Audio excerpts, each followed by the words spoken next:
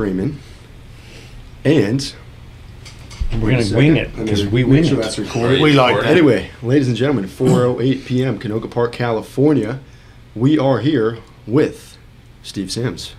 Steve Sims. Yes, sir. I don't know, guys. This is going to be a real treat today. This guy is world famous. He's an author. He's a coach. He's a motivational speaker. He does podcasts. We ran into him at Thrashin' probably a year ago, maybe? I think it's got to be a year and a half, yeah. You know, he came walking out and we were looking at the bikes and admiring. Yeah. And lo and behold, we did our first podcast at Mulholland Harley. Right. And Steve was there and walked up and said hello. And so we thought, we ought to get him in studio. Well, what I remember about Steve is he walked by at that event and he said, whatever you guys are doing with your marketing, just keep doing it. Yeah. Damn right. You're a good example of how to do it right. So welcome. Thank you very much. Thank you for joining us. The minions of, the shut YouTube up. world. But really special guest. So I don't know what we want to talk about first, but I've been reading up a few things. You started out as a bricklayer? Is that right? Yeah, I left school at the age of 15 in East London and, went home, went to bed, woke up the following day, was bored all day. Following day, Dad kicked to bed at 4:30 in the morning and went, right, you had one day of freedom, you're on the building site. And that was it. And I just used to get up at 4:30. I used to think I was going to die through sleep deprivation. Bearing in mind I'm a teenager, so we know what they're like. Right. And, this went on for like a couple of years. And then my granddad, this was my big aha moment. We've all got those moments of pivot. Sure. And I'm just now in that moment where I'm thinking, this is it. Get used to it, Steve. Right. This is your life, And my dad said to me, we're low on labourers, so you got to do the hod carry. And this was at a time where there was this funny kind of crate thing that you used to hold on your shoulder and stack all the bricks in. Yeah, it was called a hod carrier. Right. And he went, you're hodding bricks today. So that was my job for the day, running bricks up and down a ladder all day. And then they moved over to a different part of the building. I went up this ladder, and as I got to the top of the ladder, and I'm thinking again, like a teenager, this is going to break my back, I'm going to die, no one will care. And as I turned around, there was my dad. And, my dad's quite a small fella. I'm 6 foot. Yep. My dad was 5'5". Wow. Granddad was like 7'3". Whoa. So my dad missed out on that, And here was where it was worse. My dad was next to me at the top of the ladder. Next to him was his brother, my uncle. Then his sons, my two cousins, which one was like 19, the other one was like 25, who thought he was the coolest man in the world because he's not a teenager anymore. Right. And then next to them, my granddad, who was just tapping into his like late 70s, early 80s. So the whole family's there. My entire family line was there. There was no one in my family, apart from my mum, that wasn't on that platform. Love it. And I thought to myself, this is it. I can see me 19, 25, 36, 45. So there it is. Yeah. And my dad yelled at me because I had obviously froze. Right. And we got down to got downstairs. The alarm went off. The big hooter thing, and you run into this caravan to try and warm up with your cup of tea before you back out on the site. And there's all these guys. We're all wet and damp. It's East London, so it's not exactly California. And we're all squeezed in there. It stinks, and everyone's yelling. And I run over to the corner of this caravan because my granddad's there. Because of his age, they allowed him to have near the fire. And so he's trying to warm up, pouring a cup of tea out of his thermos. And I run over to him, squeezed to him, knelt down. There was no chair. And I remember, word for word, I went, Granddad, did you ever think you'd be doing this when you were this old? Let's be blunt, that's a rude question. No one wants to be called out like that. Sure. He didn't even look at me. He just poured his tea, blew into it to try and cool it down a bit before he took a sip. And he said, word for word, he said, son, you don't quit today, you'll be me tomorrow. Whoa, I like that. Just sipped his tea, never even looked at me. Not even What a an glance. aha moment. And I was like, the whole caravan went quiet as far as I was concerned. The horn went to kick us all out. I came running out. My dad hated being called dad on the building site. So, of course, I came out of that caravan like a shot. And I'm like, Dad! And he's telling me, like, what do you want? Shh, what? So I went up to her and I went, yo, I went up with scaffolding. I saw you down. Cousin, granddad came down, caravan. If you don't quit today, you'll be me tomorrow. I got to quit. And I just looked at him. And as I did that, my granddad walked behind me. Now, when my granddad walked behind you, you knew it. Yeah. 7'2", you know. And he was, quite a shadow casts over you. Yeah. And he was quite a Larry kind of Irish scrapper. So Friday nights, he'd always be in the pub and stuff like that, lashing if you're yelling at someone. So my dad looks at me, then looks up to look at his dad, then looks back down at me and went, all right, you finished Friday. So he supported it. They supported. They both knew something was going, let's see what he can do. Right. We never kind of had the chance because, let's be serious, those generations, they had war, they had depression. Right. They didn't have the opportunities that we do now. Right. So they went, go, try it. And I felt pretty good that afternoon. Sure. Until I got home. Right. And there's the one thing you don't ever want to piss off, and that's an Irish mum. And my mum came into my room once my dad had told her that I quit. She literally came flying through the door and she said, you think you're better than your dad? I was like, where did that come from? I never said that at all. She said, you think you're better than this? We're not good enough for you. She really came down on me. And sadly, truthfully, we were never right again. Really? And I had to go on record and say this. I don't think I've spoken to her for nearly 30 years. Really? Wow. When I started on my move, and like everyone, you try these jobs, you fail, try another job, you fail at that, and you just go like this to find out where you fit. And I got this chance through a friend of mine as a trainee stockbroker. And I don't know if you read up on this, but I put together this resume that was greater fiction than Harry Potter. And I thought to myself, I've got no resume I can write. I was born, I went on the building site, one line of a resume.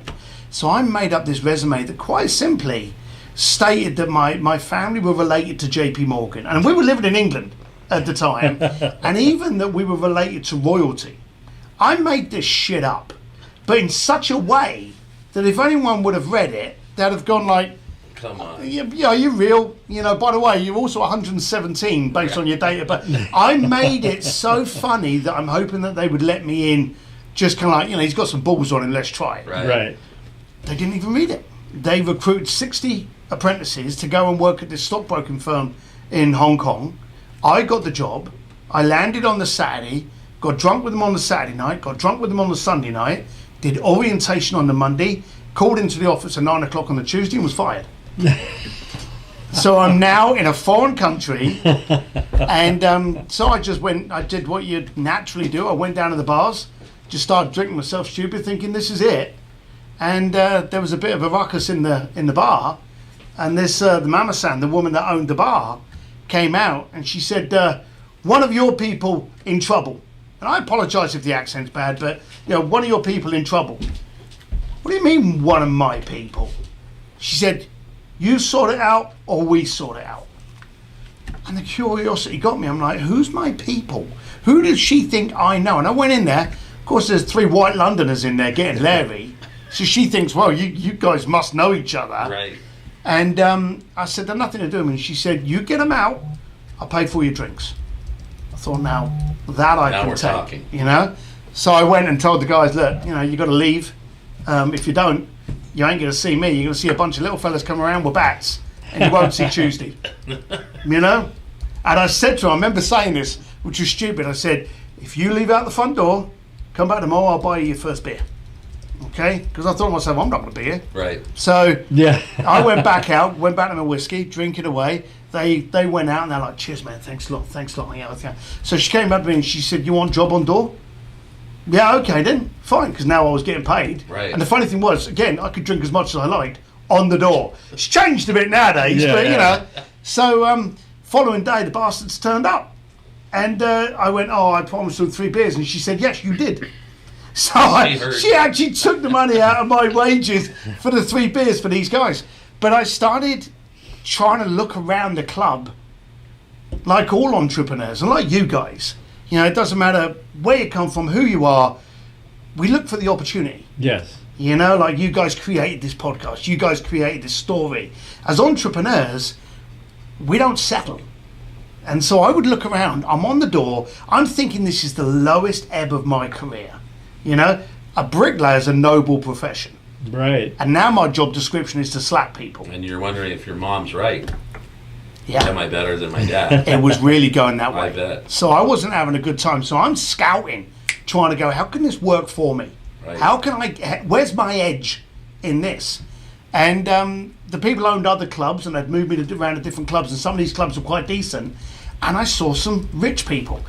Not the clowns pretending to be rich. We've all seen those. Yeah. Yeah, look at the size of my car. Yeah, you leased it for a day, mate, you know? But I'm on about the ones with money. Right. They just handled themselves differently. And I remember one guy, which was, again, another one of my aha moments. There were these 4 guys that I'd regularly let into this club. They always wanted a booth. There was bottle service. Yeah. So every night they were in there, bottle service. They would always have the girls. 9 times out of 10, they'd go home alone. You know, they weren't the kind of... Right. They liked to have fun in there, but they didn't really care, Right. you know? Right. They were just good lads. And I remember one day I was at the bar, and, you know, the typical bar hostess goes over there, little short skirt, all of this kind of thing, typical kind of clubby girl. And she goes over there, and we joke, it's called the tip flirt. You know, when someone gives you a tip and they're like, it's been wonderful to serve you, your family look great. And there's that final little compliment, hoping that they get another couple of Right. percent on the tip. Well, they do that in clubs, you know? So the girl went over and she put the thing down. She did her little flirt on the kind of, hey, it's been lovely to look after you, see you again. These guys were in conversation. They didn't even see her, didn't even recognise her. Oh, well, fair enough, you know, it's the job. So she comes back to the bar. As she's walking to the bar, it caught my eye that this guy leapt off of his couch and came at her. So, of course, I've kind of like, you know, thinking, okay, where's this guy? You know, what's he doing? I wouldn't have ever thought he's that kind of guy, so I've got to be ready. Right. So I'm kind of like a bit ready. And he goes, and very gingerly, I remember it kind of like, almost didn't want to invite, excuse me, he was doing this. And she's like, yeah, he's went, I am so sorry, you put this down and I didn't even notice. You've been great, thank you so much. Pulls his wallet out, puts the card on the little wallet, closes it, he said, thank you so much. So 2 things struck me. Incredibly gracious, and he didn't even look at the bar tab. Now, I knew for a fact that these bars were ripping you off for a couple of extra beers or, you know, that kind of stuff. Right. That's what bars do. When you start getting a bit plastered, a few extra drinks go on that tap. Right. He didn't care. Right. I was at a period of my life that I was going through the grocery store knowing to the cent what was in my bank account, so my card didn't bounce on my third loaf of bread. Right. You know? This guy didn't even care. And so I started wanting to have conversations. And I realised to have conversations, I've got to be of value in your room. So I would say to the guys, hey, guys, you know, there's a private party going on, because I was the doorman, on Thursday night. Have you been invited? No, I haven't been invited. Let me see if I can pull some strings for you. And I just wanted to help them so I could cross that boundary and then I could start interviewing them. Right. Literally, that's all I wanted. I wanted to be able to go up to a rich person and go, hey, how come you're rich and I'm not? Right. You know, how do you see things? And so I started getting people into clubs and parties. Then I started throwing my own parties. Ended up working from everyone from the Kentucky Derby, New York Fashion Week, IMG, Ferrari, Formula One, Chicago Art Fair. Name a red carpet in the planet that, you know, I haven't been on, and it'll be probably less than 3. Yeah. And I ended up doing this, and I worked for luxury brands from Cartier, Piaget, Tiffany, and all those. And just every time I would do something, yes, I was making money out of it. Yeah. Because I'm a great believer, if they don't pay attention. So, you know, For sure. I was always very, very calm and easy about charging you. And then I would just sit down the following day and I'd go, Jack, did you like that party last night? Did you like hanging out at the Cartier Polo? Did you like the Monaco Formula One with Ferrari? Yeah, it was great. Hey, I've been meaning to ask you, how come you're rich and I'm not? And that's what it was. And it just grew until the book came out 4 years ago. Yeah, I was reading a little bit of that. I think we're going to need to get some. We'll buy them off of Amazon and get some signed copies from you. Be an honour. But That thing I was wasn't reading supposed to through- see the light of day. Really? Yeah, it was And the book is called Blue Fishing. blue fishing, the art of making things happen. Yeah. And when you know good people, good things happen. Right. And I was at a party in New York. I'm up at the bar drinking an old-fashioned, you know, what I'm qualified to do. And I'm with my wife, Claire, and this girl's in front of us. And I'm just telling her a story, which I'll probably share with you guys in a minute. And she just drops her drink on the bar and bolts. I'm on about like her house was on fire.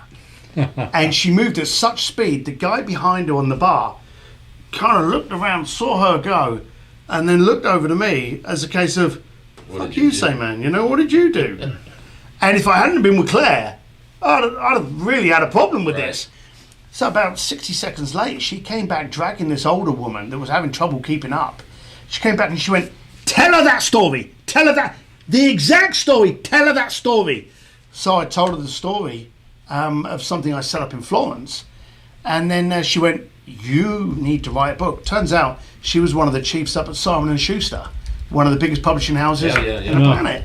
And a week later, I got a contract, and it said, we want you to write a book naming all the powerful and rich people you've dealt with. And I said to her, if I did that, I wouldn't even have time to order a second old-fashioned. I'd be dead. You know? Can't do it. And then she came back and she went, this was a week later, so we declined that contract. And she said, well, I've been speaking to a couple of people, and again, you were a bricklayer, you were a doorman, you know, you've always looked like this, and you do this. That's the book we want to write. So we wrote a book basically on how you can communicate with the uber powerful, how you can do this, how you can improve your art of communication relationship. We wrote the book, really didn't think it was going to be much. I carried on doing my concierge-y thing, thinking if it works, great. If it doesn't, hey, my lights are still on, I don't care. Right. I remember the first month, I think we sold 300 copies, which in the world of writing a book is terrible. Right. Yeah. Especially when you're with one of the biggest publishing houses in the planet. Second month, less. And I remember contacting them going, this isn't good. And they went, don't contact us again. We'll contact you. You know, and I'm thinking, oh, shit. Yeah. And they had paid me very healthy, you know. And then the third month, it sold 8,000 copies and just continued. Started going, yeah. Now it's been translated and a bestseller. Korean, Thai, Mandarin Chinese, Vietnamese, Polish, and earlier this year it was released in Russian. Nice. So your goal wasn't to be better than your dad. Your goal was to be better than yourself. My goal still is. Yeah. And I remember I went back. I was working with Ferrari, Right. and I was looking after some events for them in Monaco for 1997, which was the 50th anniversary of Ferrari. This was a big deal. Yeah. No one was going to see the 100th. We'd all be dead. Right. So the 50th anniversary, that was a massive deal. Right. So I was living in Switzerland, flew back for a meeting into London, and the good thing about working for Ferrari is anywhere that you went, they went, go here, pick up a car. Right. So I literally got off the plane, went to my hotel. They took me over there by taxi. We didn't have Uber. So I'm in this shitty little taxi. And then I turn up and there's a 355 Ferrari that was being used in the James Bond movie at the time. Right. And so they gave me this car. I went, my dad's never been in a Ferrari, but he's always liked cars. It's about time I go and see the family. So I drove down to see my dad. He comes out and he went, that's nice. I like Lotus. I went, not a Lotus, Dad, it's a Ferrari. And it kind of took him back, you know. So we went inside and we're all chatting and we're drinking beer and everything's good. And my dad goes off to the garage or to the shed to get something. I forget what it was. But the second he goes off to the shed, Mum comes out of the kitchen, sits down, and she went, are you selling drugs?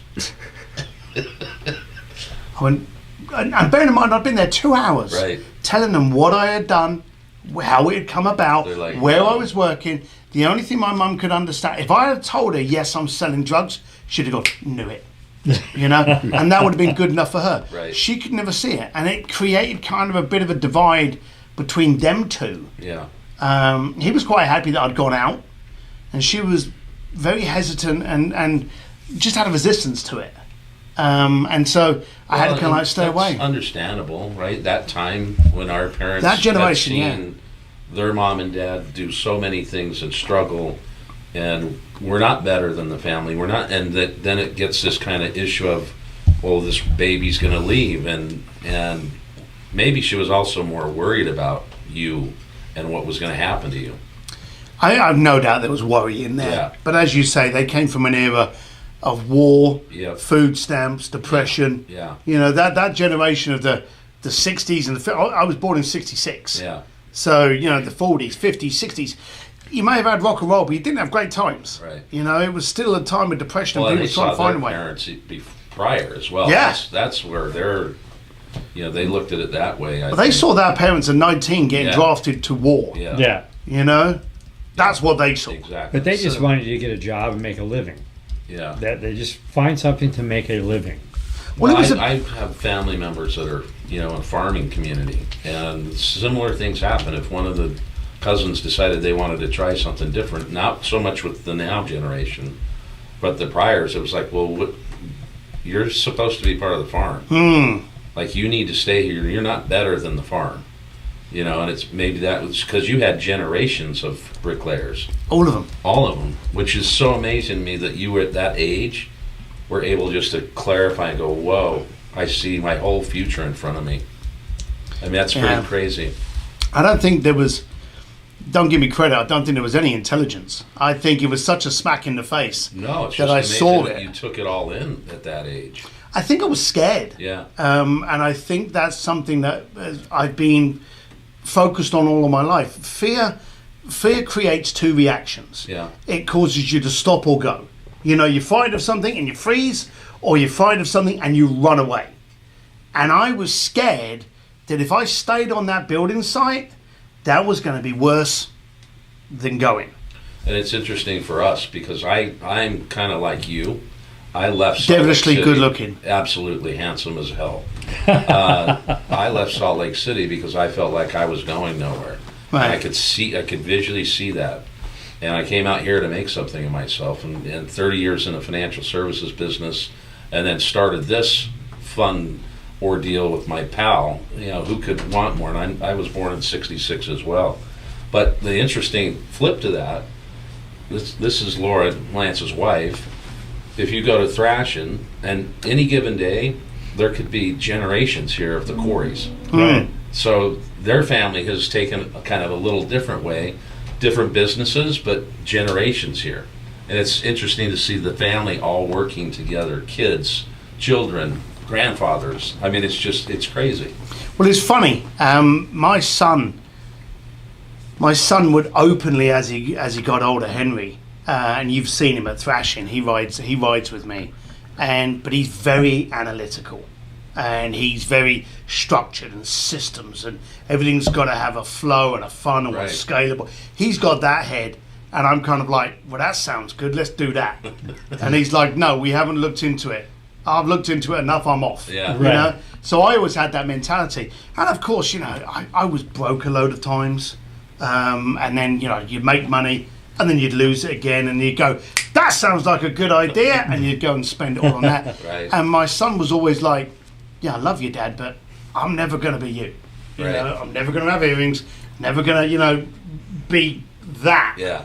And so, you know, he was an A student, but the only thing that ever connected us, which was funny, was two wheels. Yeah. Right. You know, from a young kid, he did dirt bikes. Yeah. And on the way to the track, you know, we'd be borderline arguing Right. over what he's going to do, and he should take more risk, and he should do that. And we would almost fall out before we got to the track. Helmet went on, buds. There you go. Those two wheels saved us. And then he went to Oregon to do engineering. Uh-huh. And I was doing a media company for Tiffany and Piaget at the time. And he came back and he's like, you've got this and this, but you don't have that and that. I'm going to start a company doing it. So he did. So for a couple of years, we were kind of, well, if I need this, I'll employ you to do it. And if you need branding and marketing, you'll employ. And then, like, at the beginning of COVID, we were like, what are we doing? Right. Why don't we? So we launched Sims Media. And it's funny that we're now working together, Right. because we've accepted what side of the sandpit each person plays well. For sure. And it's really beautiful now to be able to do that with your son. How old's your son? 24, 23. Gotcha. Josh's age. Yes, sir. It's beautiful. He sees so much, and we take him. You know, I've got those stories, so I can get into a certain group. Right. So I'll take him into that group, and I'll tell the story of, you know, me and Elton or Elon Musk or something like that. Hey, great, that grabs the attention, But then all of a sudden they end up speaking to Henry because they need to know the systems Right. of how they can get to a position where they can afford it. Right. So it's worked out really, really well. That's awesome. What do we have? Do we have questions or comments, Josh? That Oh, we got people saying what up. We got some people from all over the world. Let's see, we'll run through a few. We got Big Man Chris, APOC82, the one and only Ty's CVO Glide. yo. Alex Hernandez, Kevin Kent, Riding with Yogurt, and all the regulars. Yeah, not too many comments quite yet, but we got a lot of people talking to each other, and they're they're all stoked to see Probably what we're can't talking understand about. what I'm saying. No, they got That's what it is. They said 2Lane International. 2Lane We're going International. international today. Yeah, I'll support that one. Yep. Well, yep. it's kind of interesting when you pulled up today. For us, this is a big deal, so we appreciate it. Oh, Steve Sims, blue fishing, author, coach, great all around guy. But you said you were a fan. yeah. When I came over, I'm nosy. Yes. And I don't know if it's my Irish heritage, but I'm curious about everything. I'm curious until I'm not. Right. And I get bored real quick. And when I came over to Thrashing because I needed some gear, and Stinger, I've got to give them a shout out because I still love their gear and I do promote them, even though he hasn't given me a free T-shirt, so I should mention that. But, that could probably happen. I've always liked the quality and stuff. Yeah. And then I met you guys and we ended up chatting about bars and bikes and all these Yeah. guys. I remember that conversation. Yeah. And I remember seeing the logo and I'm like, oh, okay, yeah. Because I forget which one of you said, oh, subscribe here or something. I was like, again, I'm curious until I'm not. Right. So I subscribed and I saw a few things come in and a few offers on screens and T-shirt. And then I started seeing your video series. There was just quite simply two bikers going out with the family, riding. We're going here, we're going here.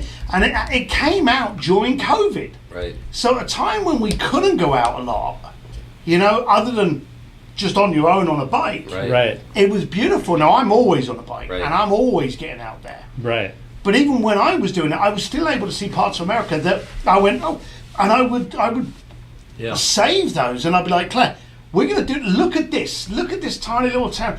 You weren't going to the Four Seasons. You weren't going to the Ritz-Carlton. Right. You were going to a beautiful, twisty road with massive trees and an incredible view that was just glorious. And shout out, and you called it out earlier, your videography, your editing, the way you actually do these videos, they're not long, and they're jam-packed. So no, I was a great fan of it. I absolutely loved it. Well, we appreciate that. Yo. And it's funny because when we started this channel, it was to inspire people to ride or just get out. It's Yeah. more of a travel, so in our website, 2LaneLIVE.com, there's a blog section. There's maps, there's an itinerary, there's where we ate, where we stayed, there's points of interest. So even if you're in a car, people can take this. And that was our goal, is get people inspired. And it's really flipped on us. The viewers are inspiring us to do more. We had a young man, Robert, that was sent us an email, MS, Ben. wheelchair ridden.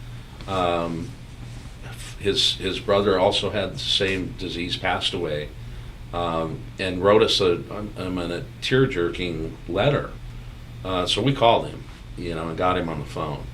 And it was amazing to hear him, how he has always wanted to ride a motorcycle, but he uses 2LaneLIVE to experience that because he feels like we bring him along. And it's just, these kind of stories, and there's many of them. It's been a real interesting year and a half where this thing has just completely flipped on us. And it's inspiring us to do more, create better content. It's just been a wild ride and something we didn't expect initially. It's created an inspiration of, instead of showing you these great rides and everywhere we're going, we're going to still show you that, but we're going to reintroduce America to America. We're going to shake hands with America. It's what we do on every single trip. There are great people across the country, and we put it out in our videos and people know about it. But it's like, we're going to throw this positive vibe out because we're all about that. And we're going to show people what a great country we are, what great people we have in it. And you can see them all, you can meet them all. Don't watch TV. Go meet the real deal. Watch us, because we Yeah. get into the towns, and like you say, We'll stay at the Ritz once in a while. You know. Hey, you got it. We've been called Rubs, rich urban bikers. Oh, really? We've been Yes. called that I haven't come before. across that before. But no, I mean, it's we really want people to fall in love with America again, and I think you do that through. This is what started the whole channel. Is we would go out and ride. At first we'd just ride like the Neptunes, you know, just like everyone has their spot where they would go to. Mhm. And we said, look, we like to travel. We both were outdoorsmen, you know, and so it was like, hey, let's draw a circle around 500 miles, see how, because we know we can do 500 in a day pretty easy. And it took us to a bunch of places, but we tried to do all small towns, and to meet the people and the business owners, the entrepreneurs there, the struggles they had during the COVID times, and in some cases it made businesses better, you know, in some of these towns where they weren't impacted by the closure, because people were getting out and traveling. It's you know. created a lot of creativity It sure has. because people get creative when they need to. But Yeah. the stories we come back with is just amazing, and so that's what we need to continue to do more of. And we've got a worldwide following just because of this digital device we have, right? Yeah. I told one of my boys in London, just Yeah. outside of London, south of London, that I was going on this. Yeah. And I'm thinking, you know, with respect, he's probably never come across it. He was like, oh, I'm tuning in. Yeah, I'm subscribed. I'm like, you subscribe to this? He's like, yeah, they do that, and they're up there. And so, yeah, it's out there. Well, we need to get across the pond or get somewhere once all this stuff kind of gets a little bit more normal, travel and such and so on. We'd love to ride in other countries. Yeah. I mean, it'd be fun just to go and visit some of the people that are out there, because you know, it's not like the majority of our followers are there, but we've got them all over the Philippines. We've got Singapore. We've got Australia. There's a big group. London. There's a big group. Brazil. I mean, it's all over the place. And you know, we went to Sturgis this year, and just we met so many fans and shook their hands and talked to them about their story and why they followed and how they found us. And it was again very inspirational for us. And what we learn from meeting people across this country, and the ones that watch what we're doing, they really all love the fact that we're real people and they can relate to us instead of just actors on TV. We're guys that do what they do, or just say hi, you know. And I got to travel around a lot. Lance at Thrashin, my son, Yep. when he was 4 years old, he started racing dirt bikes. Yeah. So I took him to all the races, and we did X Games and freestyle. We traveled the world. And I remember my father's, you know, we were sign painters together. And he's like, if you paid as much attention to the business as you are doing this traveling, you know, who knows what your business would be like. But I wasn't there. I was here. And then after he was done, I said to him, you need to get a Harley. Well, that changed my life because I'm in the Harley world now. He has a great business in the Harley world. We're doing what we're doing because of two wheels. Mm-hmm. And it's amazing. It's amazing where life can take you when you put your energy and focus into it. Even if you don't, you stumble across with this energy and just, it's great. I think the thing that really attracted me about the site and the way that it was done was that you guys weren't playing. You weren't trying to be anyone different. You weren't trying to make out as though you were more knowledgeable, more articulate.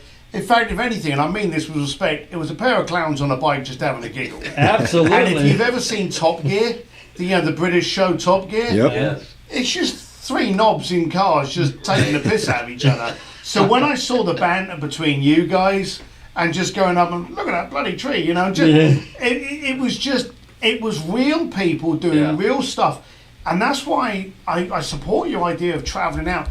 Not so much for you to do the bike rides in London, the Philippines, and those places to meet supporters there, but just imagine the guy that's in America that goes, you can ride in the Philippines, you can ride through the Alps. I'm going to do that. I mean, we know there's some great riding other places. Canada, Europe, all over. There's great riding spots. Yes. You know, I'm very fortunate to have ridden at a lot of them. You know, Right. we're spoiled over here because we got the eternal sunshine, so Right. we don't often have to worry about the rain gear around Right. here. But it is good to get out there, and as you say, just turn left when everyone's turning right and just see Right. what's up there. Even if it's a dead end, you now know. How many bikes do you have? So my wife would be upset. So I have 12. 12 bikes. 12 bikes. I'm exceptional at purchasing them, and I'm appalling at selling them. Because I try to find a different bike that evokes a different emotion. Right. So I've ended up at times with like 2 or 3 calf races. You don't need 2 or 3 calf races. It's the same Right. emotion. You know, I don't need 2 or 3 baggers. I don't need 2 or 3 hot rod diners. You know, so I've been slimming it down, but I've got my oldest, I think, is a 75 Commando, Norton Commando. I've got a couple of vintage Ducatis. I race on the track with a Panigale V4R, Aprilias, and I've got these couple of Harleys, the Dyna. And again, you know, I would take Claire on the back of the Dyna, and you know, I've got that thing nicely dynoed up, and it's, you know, pretty. And of course, it would vibrate a bit, and you know, it'd bother her. And of course, like, you get a great seat for you and a tiny little pad at the back for her. Right. So she's like, we need something better. So the whole concept originally was trade that in, get the Glide, you know, because this whole performance bagger thing was coming out, which I'd kind of got into. And of course, I rode the bike up there, and I remember giving it to the boys over at Mulholland Harley, and they just run it around the block. And as it was coming back, I didn't care what they said, that wasn't going with them. Right. You know, I just saw it coming back with someone else on it, and I was like, No. nah, it's like your best mate driving your girlfriend home. You're like, that ain't happening again. Right. So, you know, I was like, nah. So he came back and he started talking. I went, it doesn't matter. I'll take the Glide, but I'm going home. So I drove home and got the taxi, came back, picked up the Glide. So, Does your wife ride with you? And the passenger? Passenger, yes. And she's always been irritated beyond belief that she can't ride. Now, because of the brands that I've been involved in, she's driven race cars, Porsches, Ferraris, Bentleys, on racetracks. You know, she's done drifting. You know, she's done all of that. Right. But on a bike, the whole hand to the foot coordination, she just can't. If there's a fence post or a bush anywhere within a 12-mile radius, she's in it. She's got You it. know? And she recently went with my son to do their motorcycle. My youngest one, who's 16, and you know, he said, let's do it together. So they did the motorcycle class up in Canoga or somewhere like, you know, north of us, Right. just here. And she could only do day 1. Day 2 she couldn't do it. Really? So she came home and she's like, no, I'm always on the back. I'll just So be a passenger. she loves being on the back. Yeah. Our wives have no desire to ride their own. They want to be passengers. Yeah. Yeah, I think Claire's like that now, but there's something really special, and it's strange, something really connecting when there's nothing other than you're both connected to each other because you're both, you know, one's behind the other, the rumble of the engine, the sound of the wind. We don't have any systems. Headsets, We have comms. no headsets, you know. If we need anything, visor up, yell a bit down. But just that kind, and every now and then Claire would just hug. And I remember picking her up when because I met her when she was 16 and I was 17. So we've been together forever. Right. You know? And I picked her up on a bike. I had this shitty little Honda 400 that started when it wanted. And that was the first day I picked her up, was on this bike.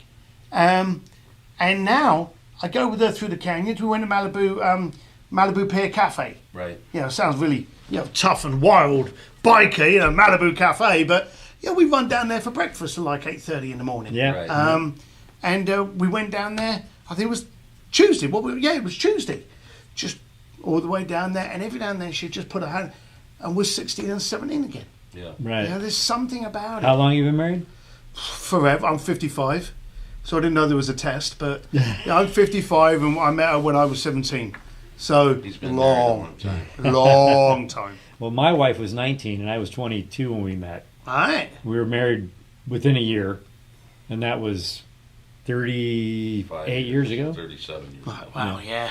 No, it I'm goes sick. back. I was born in 1960. Oh, where? Yeah. So this side of the tables are roughly the same age, same generation. But no, it does. It does. I always tell the story. So my wife, we've been married 30 years, but as you have children, and your focus tends to really go to the children. Yeah.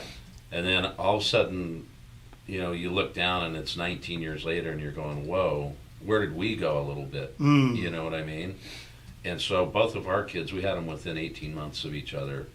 They ended up both being out for college at the same time. And now we're both on the couch just kind of looking at each other going, "Now, who are you again?" Yeah. And I had the bike, and she didn't want to ride at all, but I bought her a helmet. And so I would take off and go ride with him or whatever, or go ride with other people. And she was finally, one day, she said, "I'm tired of you leaving on the weekend, even if it's just for the day. I want to try riding." So I took her for a ride, and she got hooked just like that. And then it became these, I would call her Friday and say, "Pack a backpack or a bag. We're going to go somewhere." Where? I don't know. Let's go figure it out together. End up in Ojai, Pismo, whatever. Yeah. And it really, the bike, funny enough, really helped reconnect us as man and woman, husband and wife, boyfriend and girlfriend, parents. It just really put us back together again. And it was not that we were, but you just lose a little of that, back to your point, a little hug. Yeah. I mean, Bikes are amazing. They are amazing. Bikes are the only thing. I remember I travel a lot. Right. So I'm always on a plane somewhere, and I used to love flights. Not because, I was in business or first class or anything like that.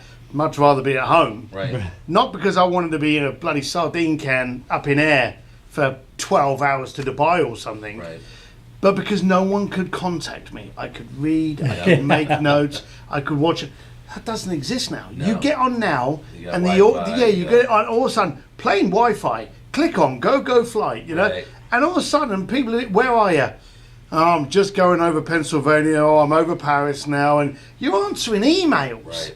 But you get on a bike, no one can call you, or if they do, you can't answer. Yeah. You can't pick up the laundry. You can't do a drive-through Starbucks. You can't do any of that shit. Right. Love it. I find now that the only place you can actually disconnect is on two wheels. Yeah.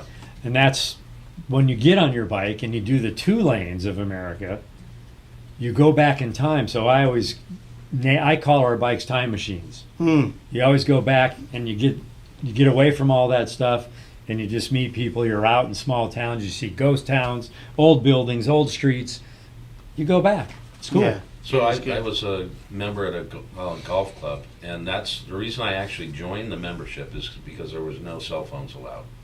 So I knew if I went out by myself, I could get 18 done in 3 hours. If I went with the guys, it was 4 hours or so, but no cell phones. And then the club, like 2 years later, decided it was pressure from the membership.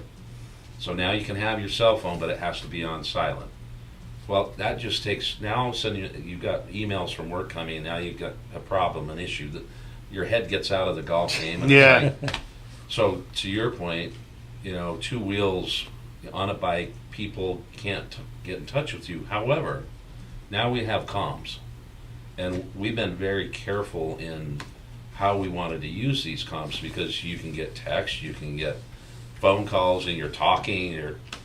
Now it's become an issue where we've created our own movie channel or radio shows, and we're talking in different dialects, and between the three of us, we don't even listen to music or take phone, but we're creating We a have radio our own show stupid inside. show. It's crazy. That's only our show. That we You only think hear. we may start a Patreon, because it can get pretty dicey. You know what I mean? Pay per view. But they used to do that on Top Gear. Top Gear, a lot of the fun of it was the banter on the walkie-talkies between each other in the cars. We got a problem? I was going to say, Lance messed with my wires, so I'm going to unplug them all. So brief pause.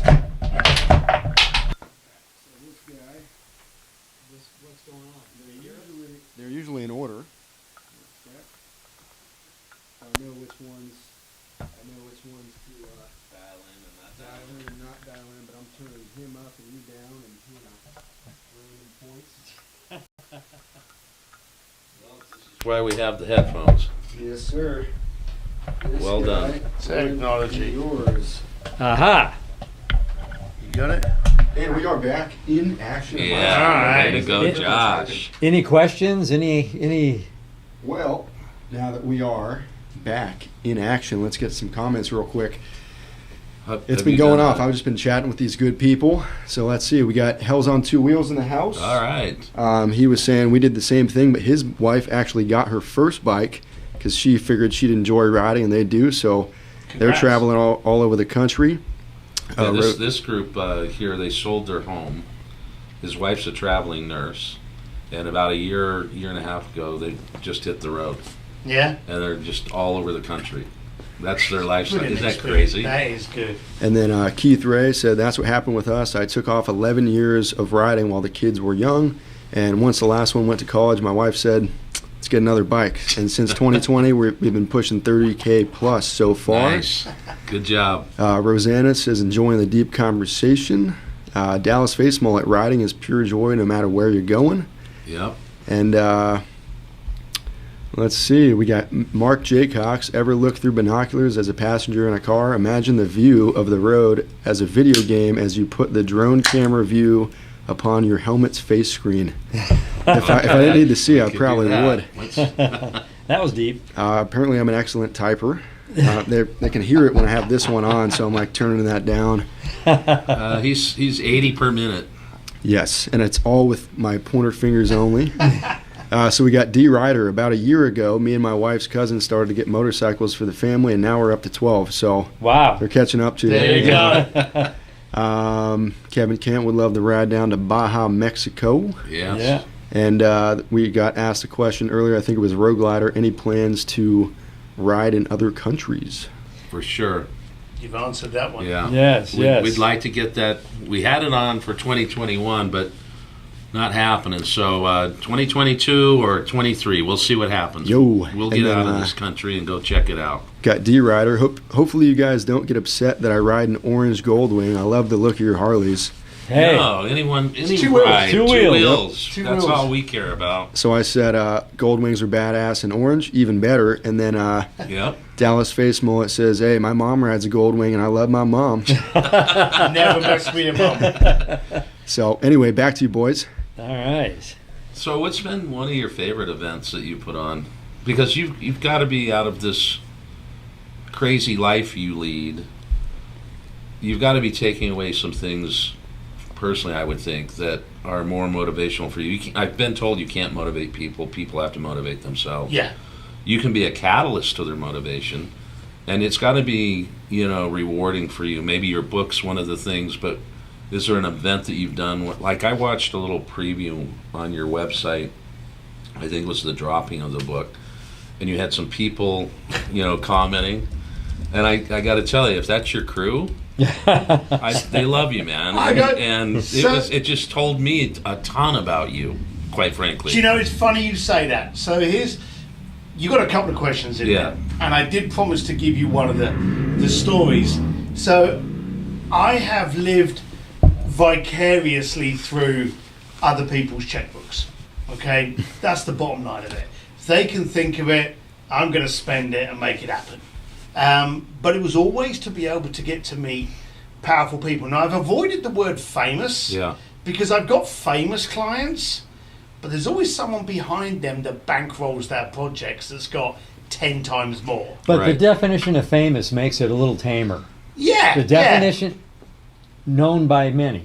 True. So that doesn't mean you're just known true. by many. Yeah, that's true. But I like working with the people that you don't know that own like studios or that own. One of my clients owned more shopping malls in St. Petersburg, Russia than anyone else. You imagine owning like about 300 shopping malls, Yeah, the guy can walk down the street here and no one would know who he is. Right. So that was the kind of thing. And I had this guy, I was actually, I was in Rome at the time and I'd been retained to get a couple married in the Pope by the Vatican.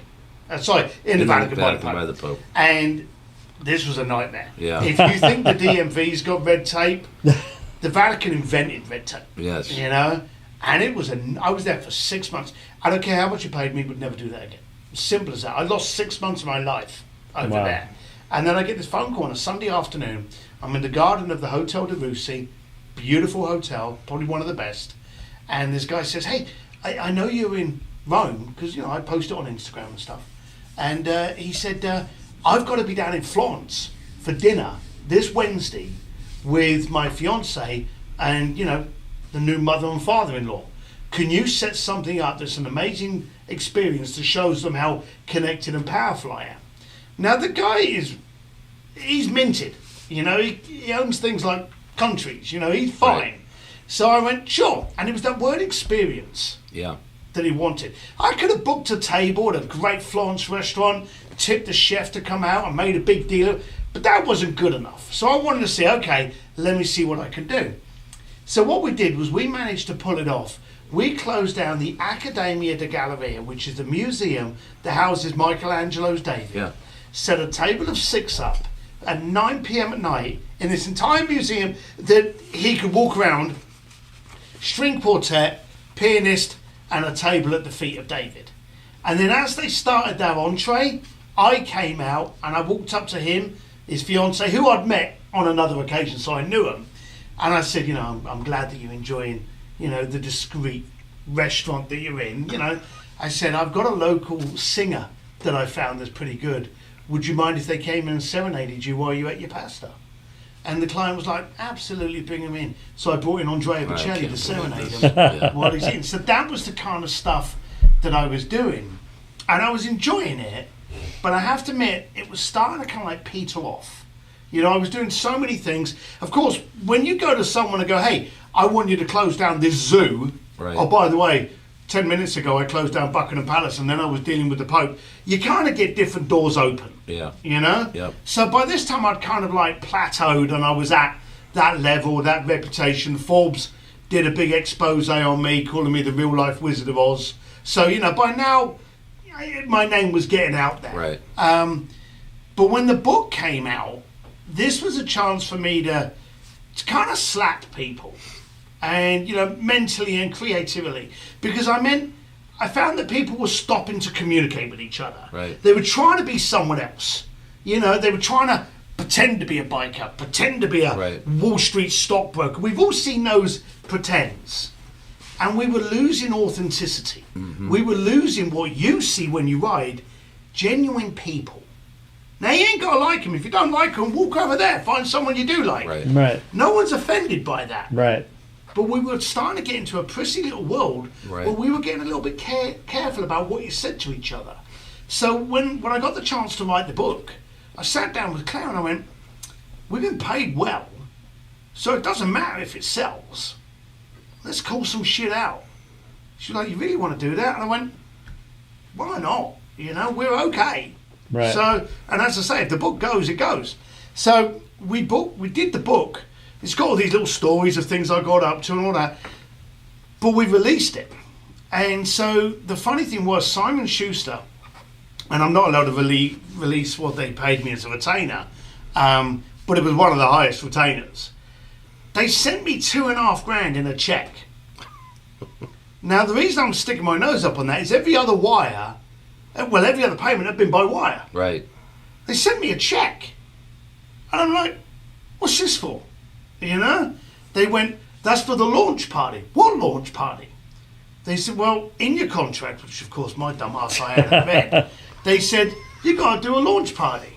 And I know where you're going with this. We found a Barnes & Noble in the Grove. Yeah. You can rent a table, sign copies, buy champagne with this, rent the table with this, and do it on a Saturday afternoon and get photos.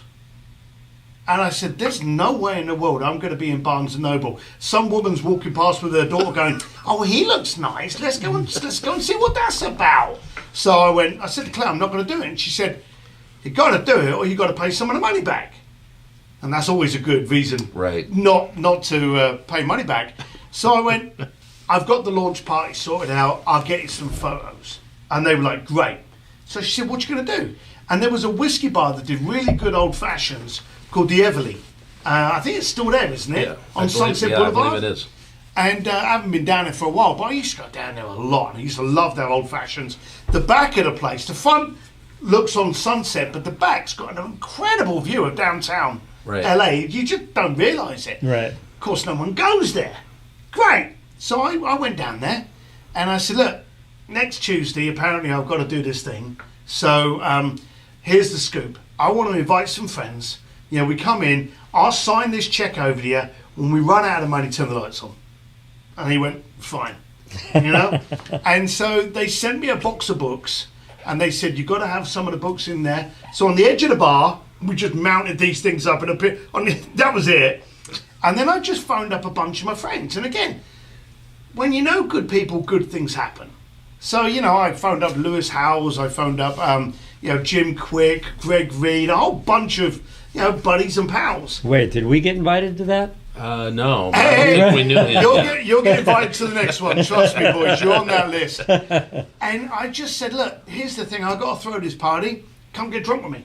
Right. You know, some of them don't even drink. And so we turned up. And I said, we've got to get a couple of photographs. Excuse me. So right at the end of the video, you see them holding up the book. We did that at the beginning of the party because we all knew that we were going to get shit-faced. All right? So we did that at the beginning. And then we got on with the night and just got drunk. So a friend of mine, Cole Hatter and Sonia Hatter, who do a massive event for entrepreneurs in Vegas called Thrive, I invited them over. Well, she's sneaky. She said, hey, you've got some faces that, we want to get Cole with. Do you mind if I do a little bit of B-roll footage with him next to, some of these other people? Yeah, knock yourself out. So she's going around with his little camera and Cole. They were setting me up. So they went around these people, interviewing them. So what's it like, Steve's new book here, please? And interviewing them for this little video that she had planned to launch out. So then 3 or 4 days later, I'd posted a couple of pictures up on the Instagram.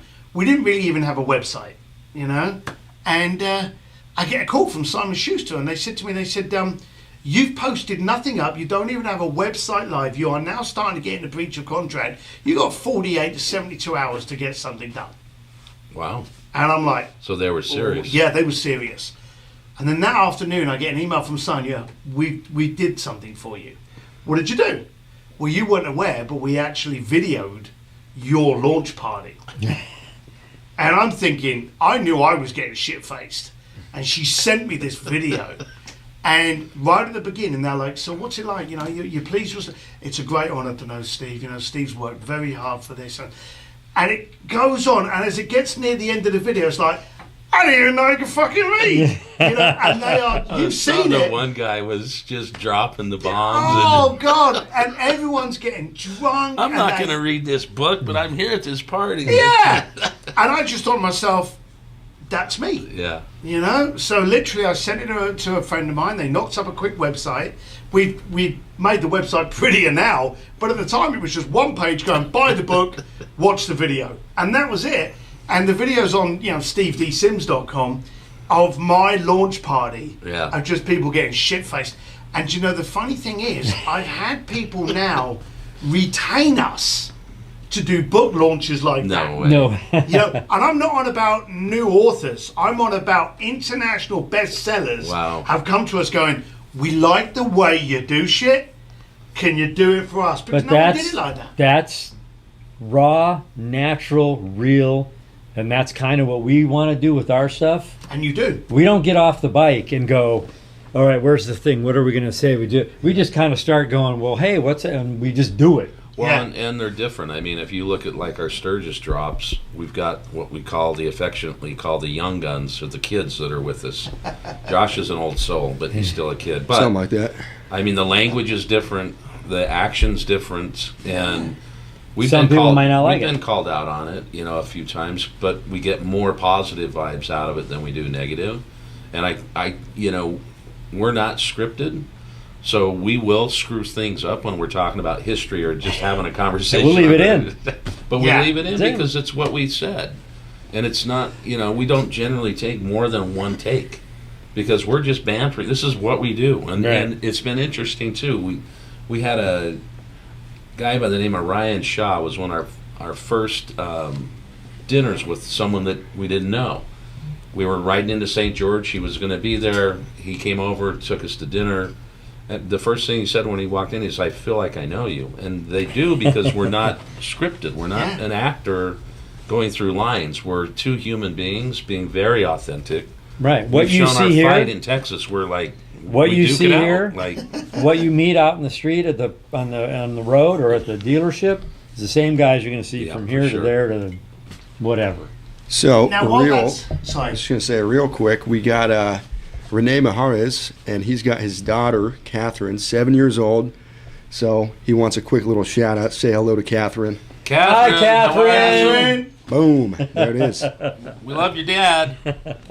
And we can't swear now. I don't know who he is, but we love him. So what were we going to say? I was going to say that what you're saying that you do, sadly, isn't what the majority do now. They Yeah. try to prettify themselves. They try to be someone that they're not, and they lose it. Everyone wants a connection. A connection is two people that can see each other. Yep. They can understand what they're about. Love them or hate them, you can go, I get that person. Right. I'm going to call it out. Trump. The big thing about Trump, love him or hate him, you knew. You knew. You know, you could go to any child. In fact, we did this. We went to our kids and we went, so what does Trump stand for? And they were like, build a bridge. And they were calling out about 3 or 4 of his slogans. And then you go, okay, what did Hillary Clinton stand for? Oh, don't know. You know, because he was polarizing. Love him or hate him, Yeah. you knew what he was about. And he was easy to relate to. Right. And so many people now, they try to do other things. And that's the silly No, you gotta and be yourself. But I think I really do think we've got to figure out in this world how we use social media. Because it's a really good thing for us. It's given us a worldwide approach. But I remember when I first started in banking, and you didn't have computers to send emails. You typed a memo, and you put it in an envelope, and you sent it off to get to the office the next day. And as soon as email started coming in, people would just write things, off the cuff. So now we had to have email etiquette courses. Because don't fire this thing off when you're mad. When you're typing, you probably have to do 2 or 3 sheets because you screw this up and you have a chance to think about it. With an email, it's instant. Mm-hmm. And so do you regret sending that email? If you say yes to that, you shouldn't have sent it, right? Take your time. Think about the issue, the problem. And today with social media, there is none of that filtering going on.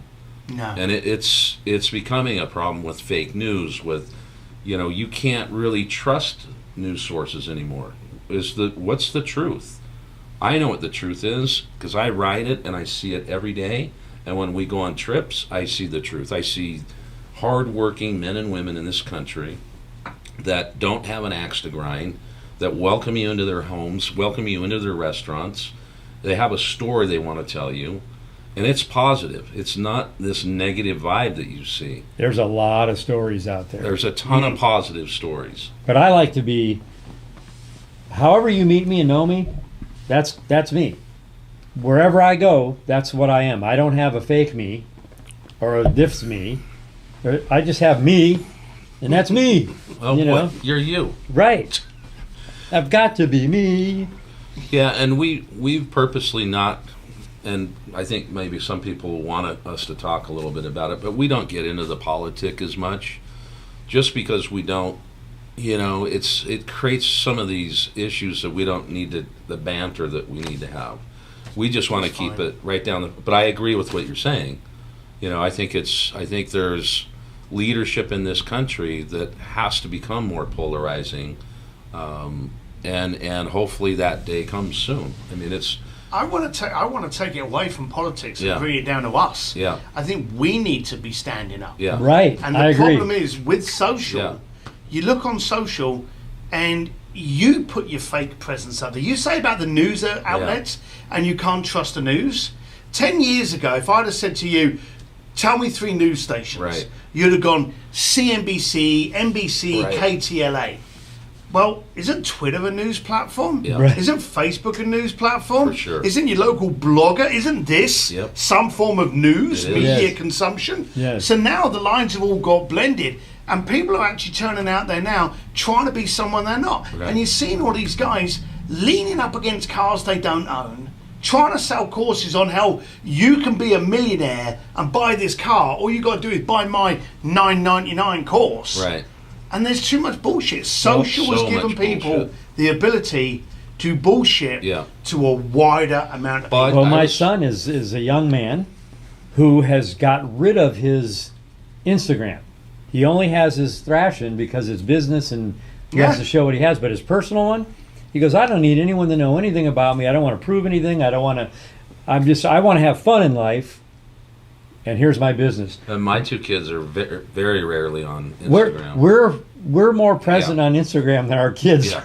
Yeah, but you know why? Yeah. Right. Because you're exposing something. Right. It's the same with me. You know, I'm out there because I'm either speaking or I've got an event or something's going on. And so you've got to think, your question needs to come down to how social is a social platform? Right. Is it a business platform? Is it a media outlet? Is it a news outlet?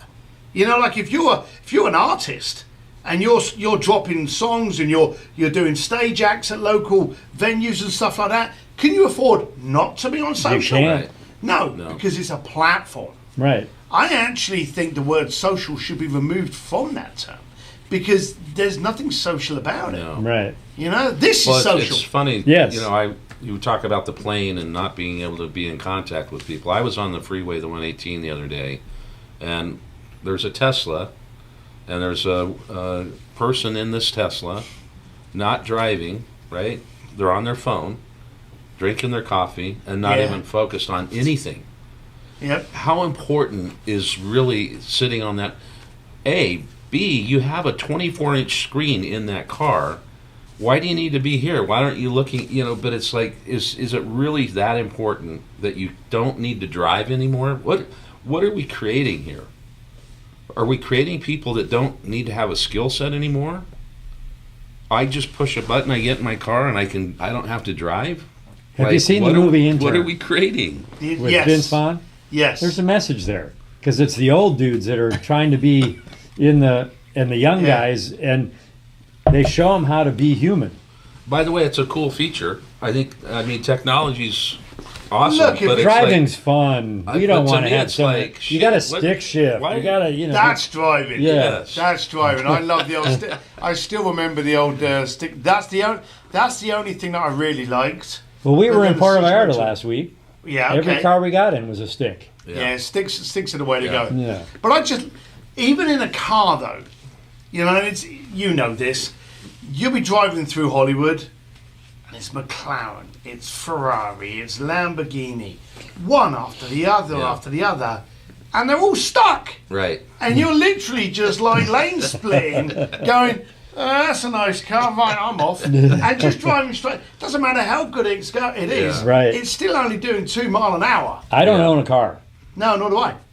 just a bike. Yeah, same here. So few of them. in fact, he doesn't own a car right now either. Yeah.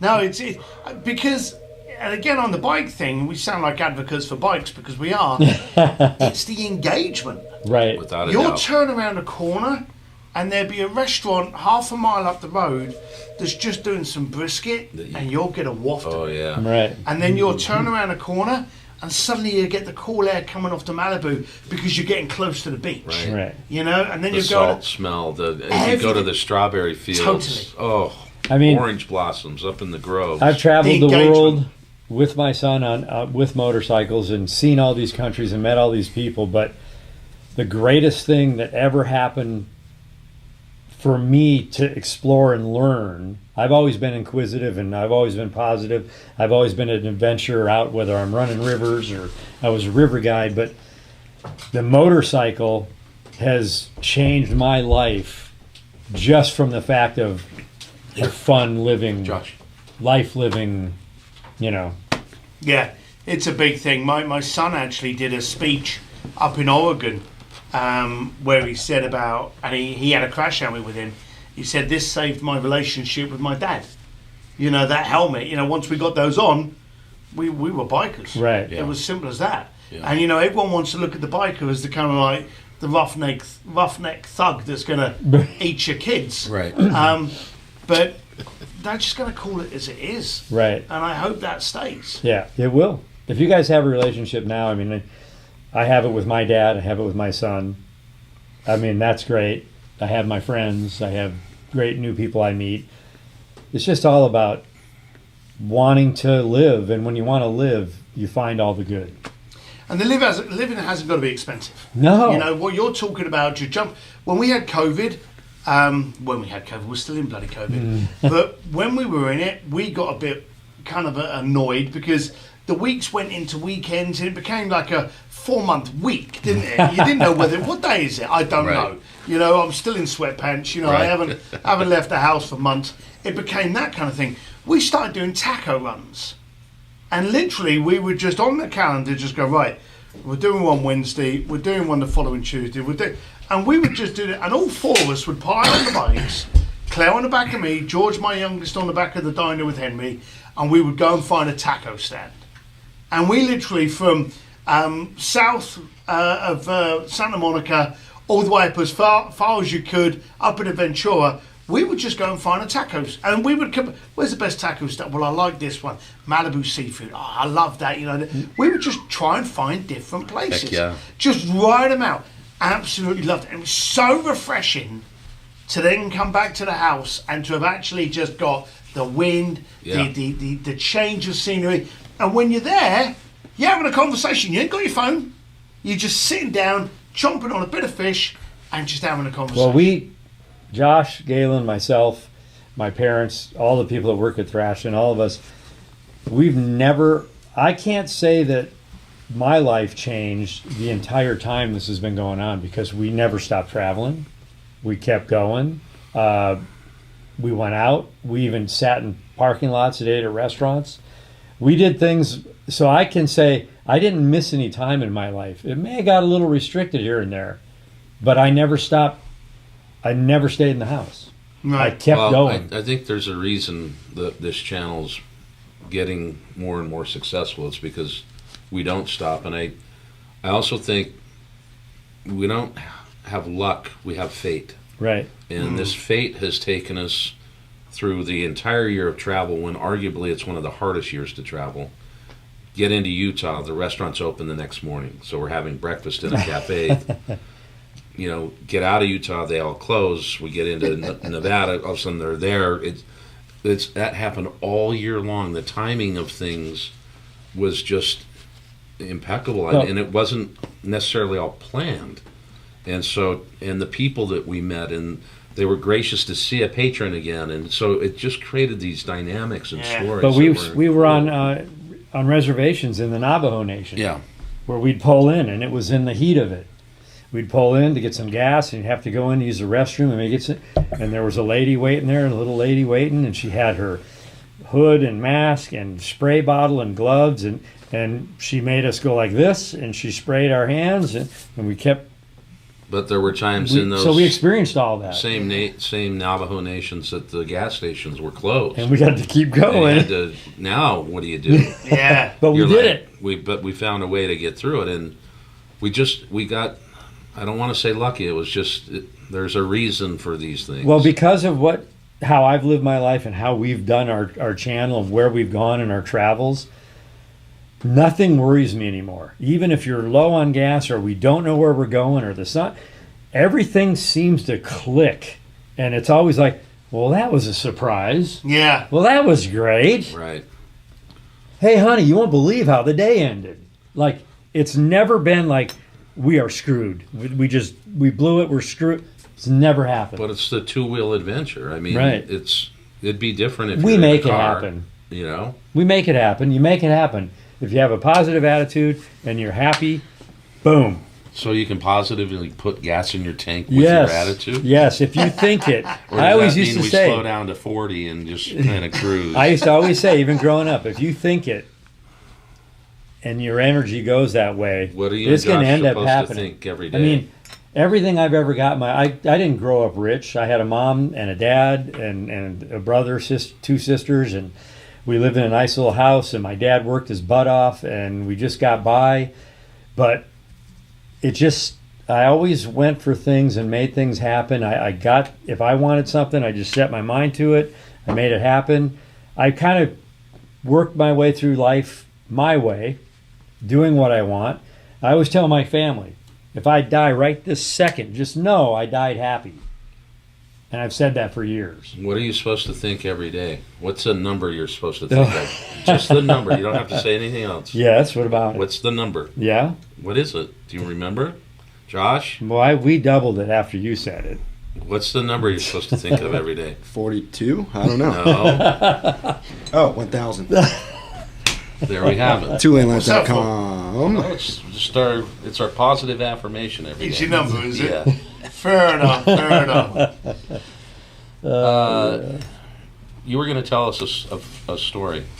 I did, my You did. Florence story. Okay. Well, we can get to a couple comments real quick. Start off going backwards with Hell's on Two Wheels. It's the transformation we have had with our adventure. We went from a planned life to enjoying what life gives us. Boom. Boom. Let's see, Wisconsin Backroad Bikers. On one hand, I wish I could ride year-round like you guys, but there's something great about having an off-season, snow on the ground, to build your old bike. Yeah. Yeah. Rosanna Flores says, shout out to the Navajo Nation. Yeah, Yep. she All lives right. out there. Let's see, Jose Tahirna says, turn the negative into a positive. D Ryder says, who cares what day it is, just get on the bike and ride. I like that one. Yeah. And people are just saying, live life, get off the phone when you can. Even at concerts, everyone is looking at the concert through their phone screen. Look at the concert through those eyes. Annoying, yeah. If they wanted to see the concert, they could have bought tickets. We got a good chain of people on there watching. Oh, yeah, we got plenty of comments. Good stuff. Anyway, favorite road you've ever been on? The next one. Best answer there Like is. that. Yeah, yeah. I've had. I used to live in Geneva, and I used to go to. There's a town that's probably about 30, 40 minutes outside called Nyon, and there was a little shitty little bakery that used to do bread, croissants, just on the corner, and espresso coffee. And on a Saturday morning, I used to look forward to just come. I used to have a Ducati at the time. Used to come down from the apartment onto the Ducati, and I'd be like, I'm just going out to get a croissant, and I'd go to Nyon for it. Yeah. So I would just, it would take, and on the right hand side, you had the Geneva Lake, and it would just twist and twist and twist, and then you'd kick off up into the hills like you do on stunt mode, Yeah. and then you come back onto it. So you could take like 2 hours to get to your croissant, get a couple of croissants, and be back with breakfast at 1 o'clock in the afternoon. Right. So I used to really enjoy that, and I remember because my job was so much traveling around the world, we didn't want to stay in Switzerland.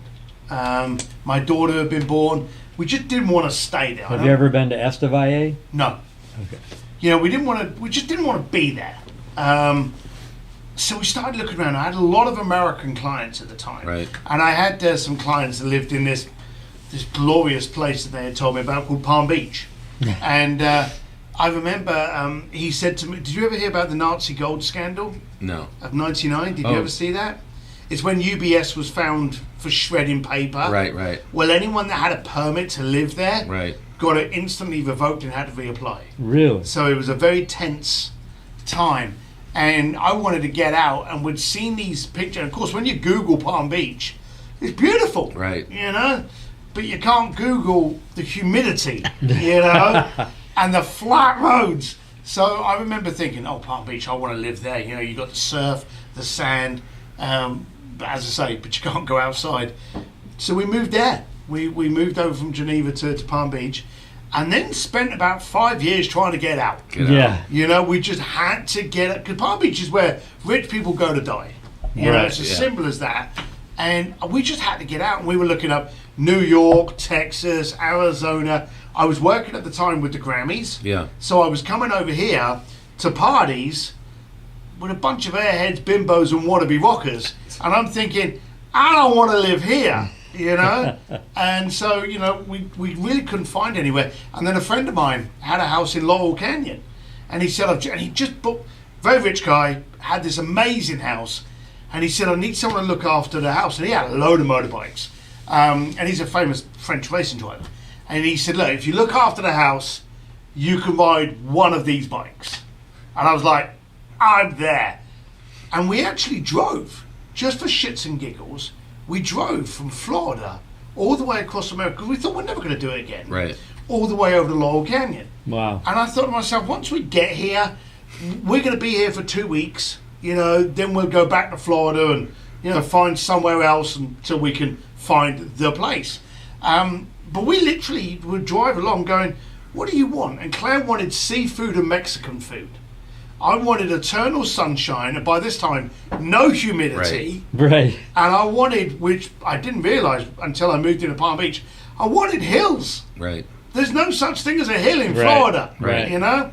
So I wanted movement. I wanted to be like Switzerland. You look out your window, there's mountains. Right. I wanted that.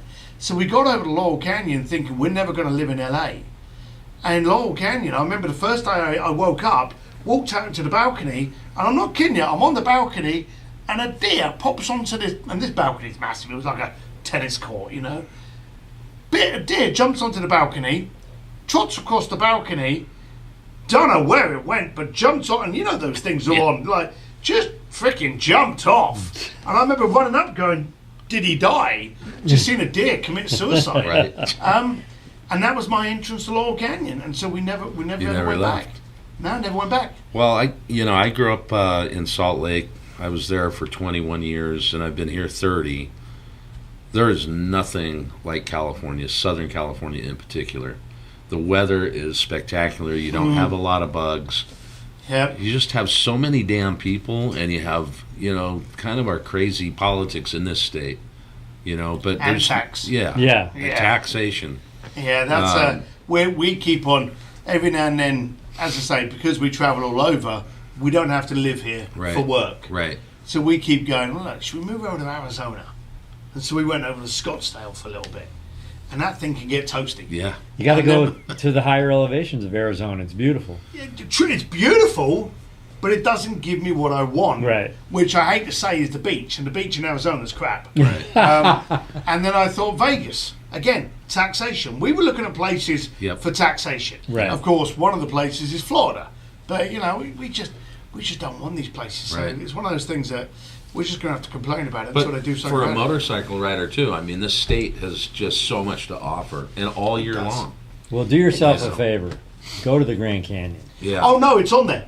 We've got... Go in the winter. We actually bought ticket, and this Right. is why I was asking you how far it is from Vegas, because we bought tickets to the Foo Fighters. Uh-huh. Me and my son wanted to see the Foo Fighters, and they had a concert, I think it was Anaheim or something like that, and then there was one in Vegas. We were like, screw it, let's buy the one in Vegas and we'll just ride. So we bought the one in Vegas just as an excuse to just ride over, and then we're literally doing that. We're just going to kick off Well, around it's, Vegas. it's on the probably outside. 2 or 3 hours. At least. Outside of Vegas? Yeah, because it's I'm gonna Vegas tell is you- I'm here. gonna You got to tell you go right this now. way to the south or this way to the north. So it's you're out, and if you're in Vegas, you want to go to the west rim of the Grand Canyon. That's pretty close. Right. That's within probably an hour and a That's half. 2 hours and 13 minutes. What? So The that's West Rim. nothing. Yeah. But Right. I would rather have you go to the south. Right. So how much further is that? Just go stay in Williams. Right. You can walk up and down Route 66, which is neon lights and just old cars, and it'd be something to see. I remember when we actually drove over, one of the things that we needed to tick off was to hit Route 66. So, of course, we're driving over from Florida, and when you Google Route 66, it's right up there. And so we're like, well, we can't do this. And then we drive down Santa Monica Boulevard. It's Route a place like- 66. So that was kind of a bit of a surprise for us. We started in Santa Monica at the pier and went to Chicago. Right. Oh, You so know, you did so- it, yeah. What, you going Vegas to Williams or something? Grand Canyon south. 5 hours. That's not too bad. Not on a Especially bi- if not you're on a gonna On spend- a bike, you're probably Nah, 4 exactly. hours. As long as the journey's fun, It is. Yeah. you don't care. But see, you could do the Foo Fighters, then head to Williams for the night, or stay in Vegas for the night. Go the next day up to the Grand Canyon, then come back, stay in Williams. Have a walk the street. You're on Route 66. It's neon. It's all lit up. It's really cool. And then take Williams home the next day. And Make it a 3-day. you're home Yeah. in 6 hours. There you go. No, I like those. We like to. One of the things that we do, and one of the funny things that we decided years ago, is we don't buy each other stuff for birthdays. Right. We don't do that. We give each other an experience. You can't take it away. We're going to put you in a race car, or we're going to give you a sushi cooking lesson, or we're going to go line dancing. We always do something. A memory. Yeah. So we're all about the experiences, Right. not about the material things. Because you can take my material things, but you can't take my memories. But when you walk up to the edge of the Grand Canyon, That's a new one. you're not going to just go, wow, look at, you're going to go, You're going to think it's fake. whoa. Right. So I mean, it's that like a whoa. movie set. All right. Every time. Like, I'll send you a picture. I'll tag you in it. well, it's funny because on my 60th birthday, what do you want to do? We usually do, if it's a 60, 55, we do the special birthdays for our wives. Yeah. Where do you want to go, Laura, Teresa? Laura, we went to San Francisco. Teresa went to Chicago. His is coming up. Mine, I said, let's go stay at the Bright Angel Lodge on the rim of the Grand Canyon. That's where on my Instagram there's a picture of our bikes buried in the snow. Right. So we did that for my birthday, and a year later we went on a trip. We did a whole loop through Arizona, and we were standing on the rim of the Grand Canyon that morning. We were launching our trip, and we're like, 1 year ago today, we were here for my birthday. It was after my birthday, and we were standing on the rim of the Grand Canyon. It was his birthday. A year later. See, I'm telling you, all this fate stuff. You know, it was like, whoa. Yeah, it's kind of weird. I was in Florence 2 weeks ago, and I got off the plane, and you know you have your app, your iPhone, and it shows you a memory. Yeah. It was literally 4 years prior to that, had been when I did the Florence trip, Ah. to the day. Right. Yeah. And we had no idea. Literally got off the plane, and it came up with my memory that was the last time I'd been there. Right. That's ridiculous. Yeah. The phone knows. Well, what do we got going on over there? Well, we do have a question for. Where did that go? It was something along the lines of, what is the craziest request that you have ever fulfilled? Aha. Uh, So the craziest request. The craziest request, well, I think the trick in that question is the craziest request that I've ever fulfilled. And the answer has to be, there hasn't been. And this is why I will define that question. I learned very early on that people are actually too scared to dream big. So they will come to you and they would go, hey, I'd like to, and here's a case in point. I had a client of mine that said, I really want to meet the rock band Journey. And so I said to him, why do you want to do that? And he said, well, when I was at college, I had no money. So I was the lead singer in a Journey cover band. And as my life has kind of like gone on, and you know, I've made money, lost money, got married, got divorced, got married again, was sick. But every single point in my life, I've kind of had Journey as my theme tune. It's like picked me up, or it's celebrated. He said, so I just want to be there to thank them. And I went, hang on a minute. So your life's a movie, and the crescendo to this movie is you waiting backstage for them to come off stage. They're all hot and sweaty playing to 20,000 people. You shake their hand, get a picture in a crappy corridor, and that's it. That's the crescendo. That's the end of the movie. So I know where your head's at. And the guy's like, I went, we've got to be able to do better than this. So I actually got a friend of mine to connect me with the rock band Journey. And I said, we've got to do something. We've got to do something that works for this. And again, I always try to find something that will make it win for you. Now, my client's brother's son had autism. The drummer's son of Journey was autistic. So I went forward and go, hey, I want to be able to do this, but rather than just paying you guys have already got loads of money. How about if we make a sizable donation to Autism Speaks? I don't know if that would be of any interest. Of course I did. I've done my research. So of course the drummer was all over this. So I went back to my client and I said, you're not going to meet him backstage. And he was like, he went off. I let him go. He was like, I heard you could pull it. You're full of shit. You can't do it. I just wanted to meet him back and say, I just let him go. And then he calmed down. I said, because you're going to be the lead singer. I knew it. And he was like, what? I went, you're singing at the Cricket Amphitheatre. I think it's now called the Verizon Amphitheatre down in San Diego. You're going to be the lead singer for 4 tunes It can't be Don't Stop Believing, because they're not allowed, Right. to have you as a singer. You get to pick the 4 tunes. They're going to pull you up on stage. You're going to do those 4 tunes with them. And he's now recognised as the shortest termed lead singer of the rock band That's journey. so So the bottom line of it is, any client that ever came to me with a request, my goal was always to go, how can I make this stupid? Yeah. How can I just go, hey, I'm not going to give you a dinner in Florence. I'm going to close down a museum. You want to get married? I'm going to call the Pope in. You want to learn how to play drums? Let's get Guns N' Roses.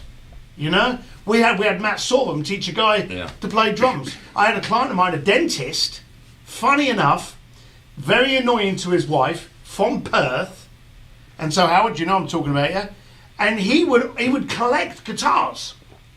Couldn't play a damn thing. And his standing joke was, when Billy Gibbons teaches me, then I'll play it. Uh-huh. And that was it. So she went, can you get him to shut up? He thinks it's funny. Keeps on saying this. So we organised it. We got him 2 front row tickets to see ZZ Top. He was over the moon. He didn't go front seat. He met him that afternoon. They taught him how to play. And he stood on the side of the stage while they performed in New York.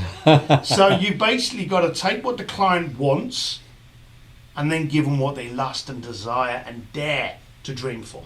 Well, there's something weird happening here, because what I want is, I've always wanted, and you guys know this, I want to see the Aurora Borealis.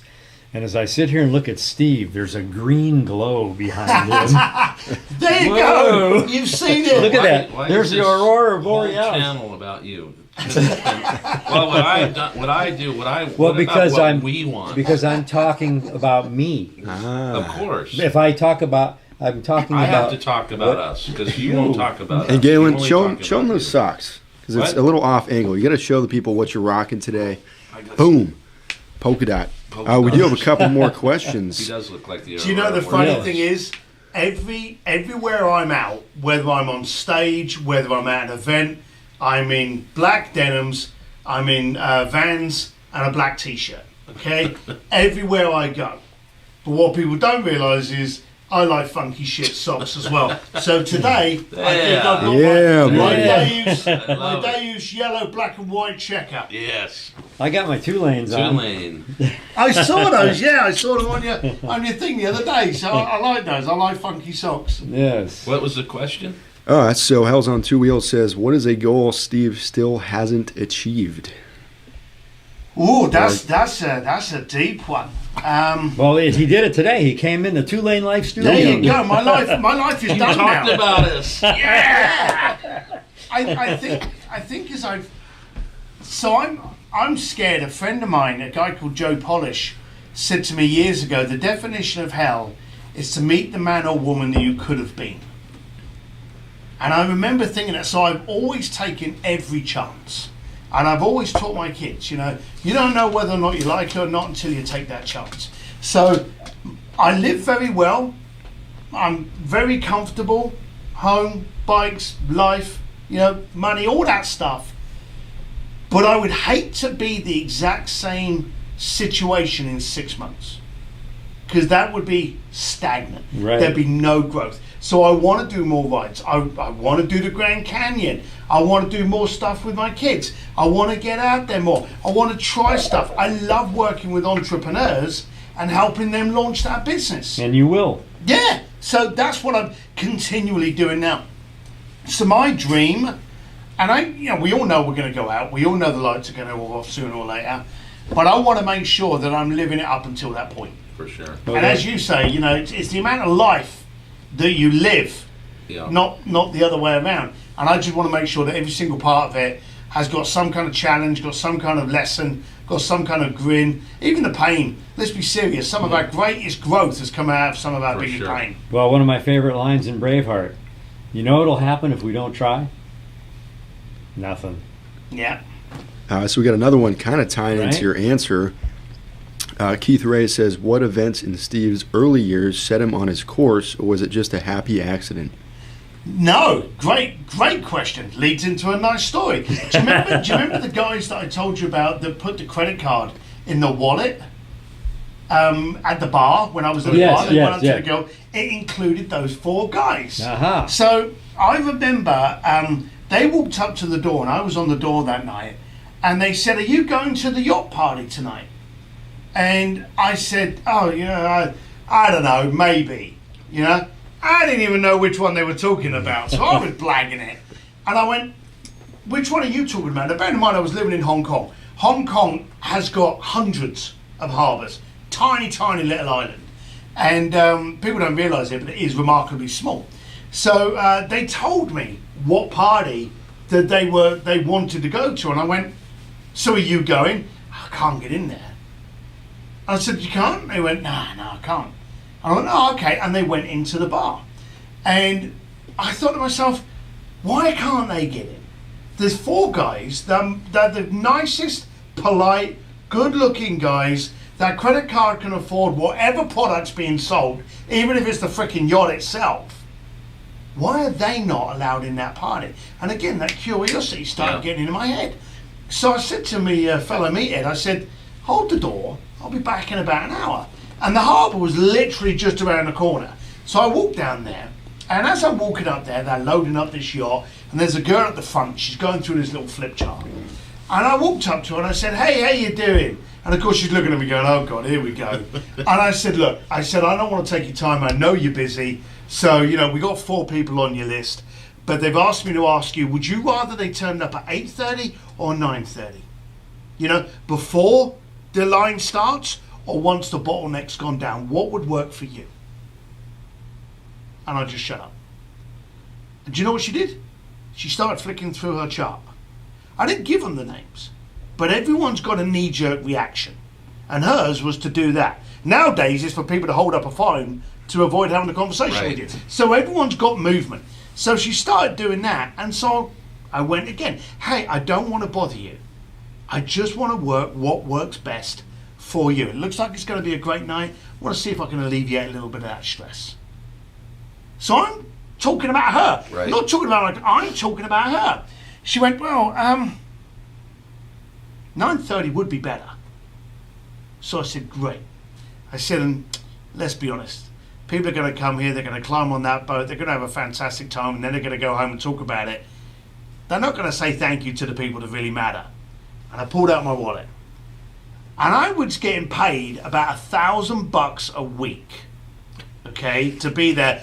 Tips and everything included. Right. I think like 600 of it came from the thing. I had $400 in my pocket, and it was a Tuesday. And I pulled out a couple of hundred.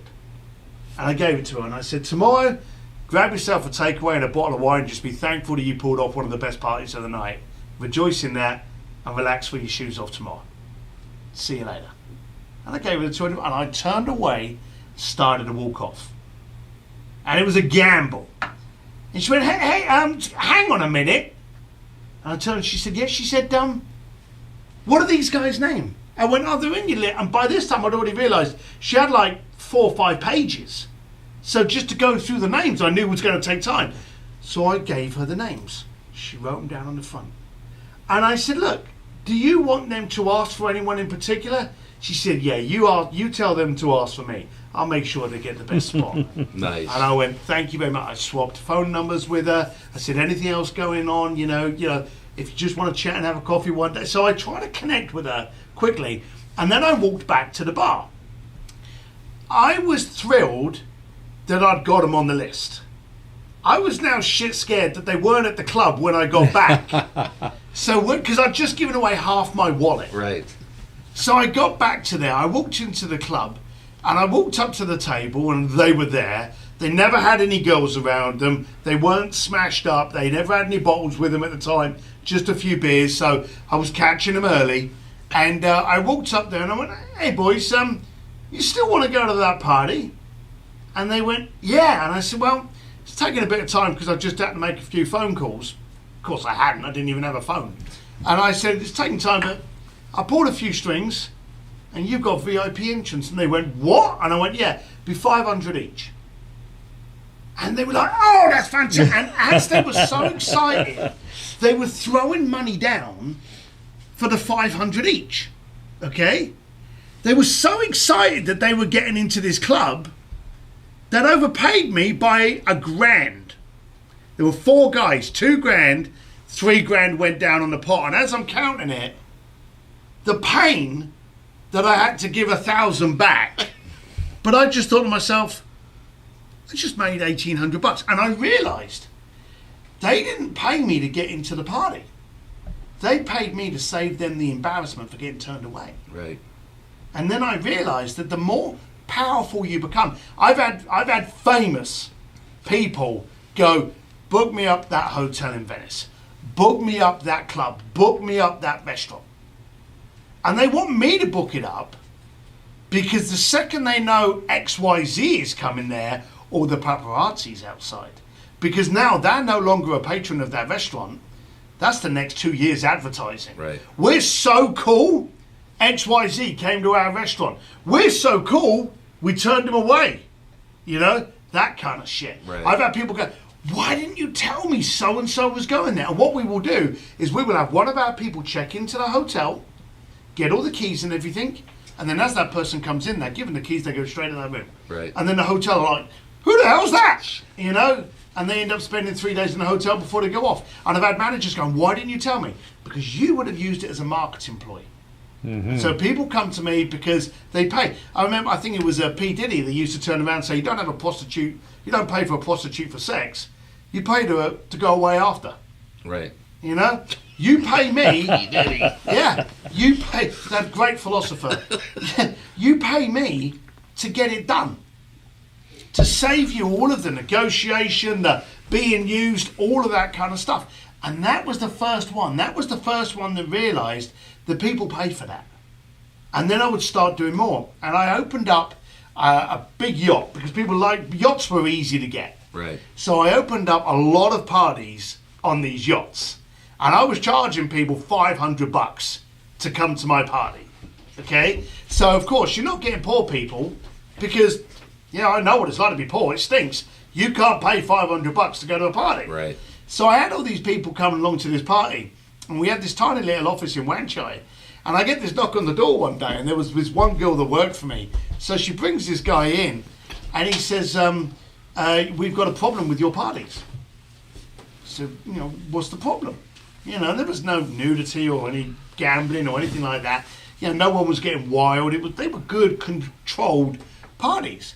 And he said, you don't have a license. I said, to throw a party? You need a license to throw a party? He said, no. You're selling food and alcohol. He said, you need a license to do that. So I went, oh, shit. So I get me checkbook out. And I went, so how much is this going to cost? He went, no. He said, you've got to apply. I said, well, can't we do this now? And he's like, no, you apply. He said, you know, it's about 8 months to maybe a year and a half. Shit. I said, are you kidding me?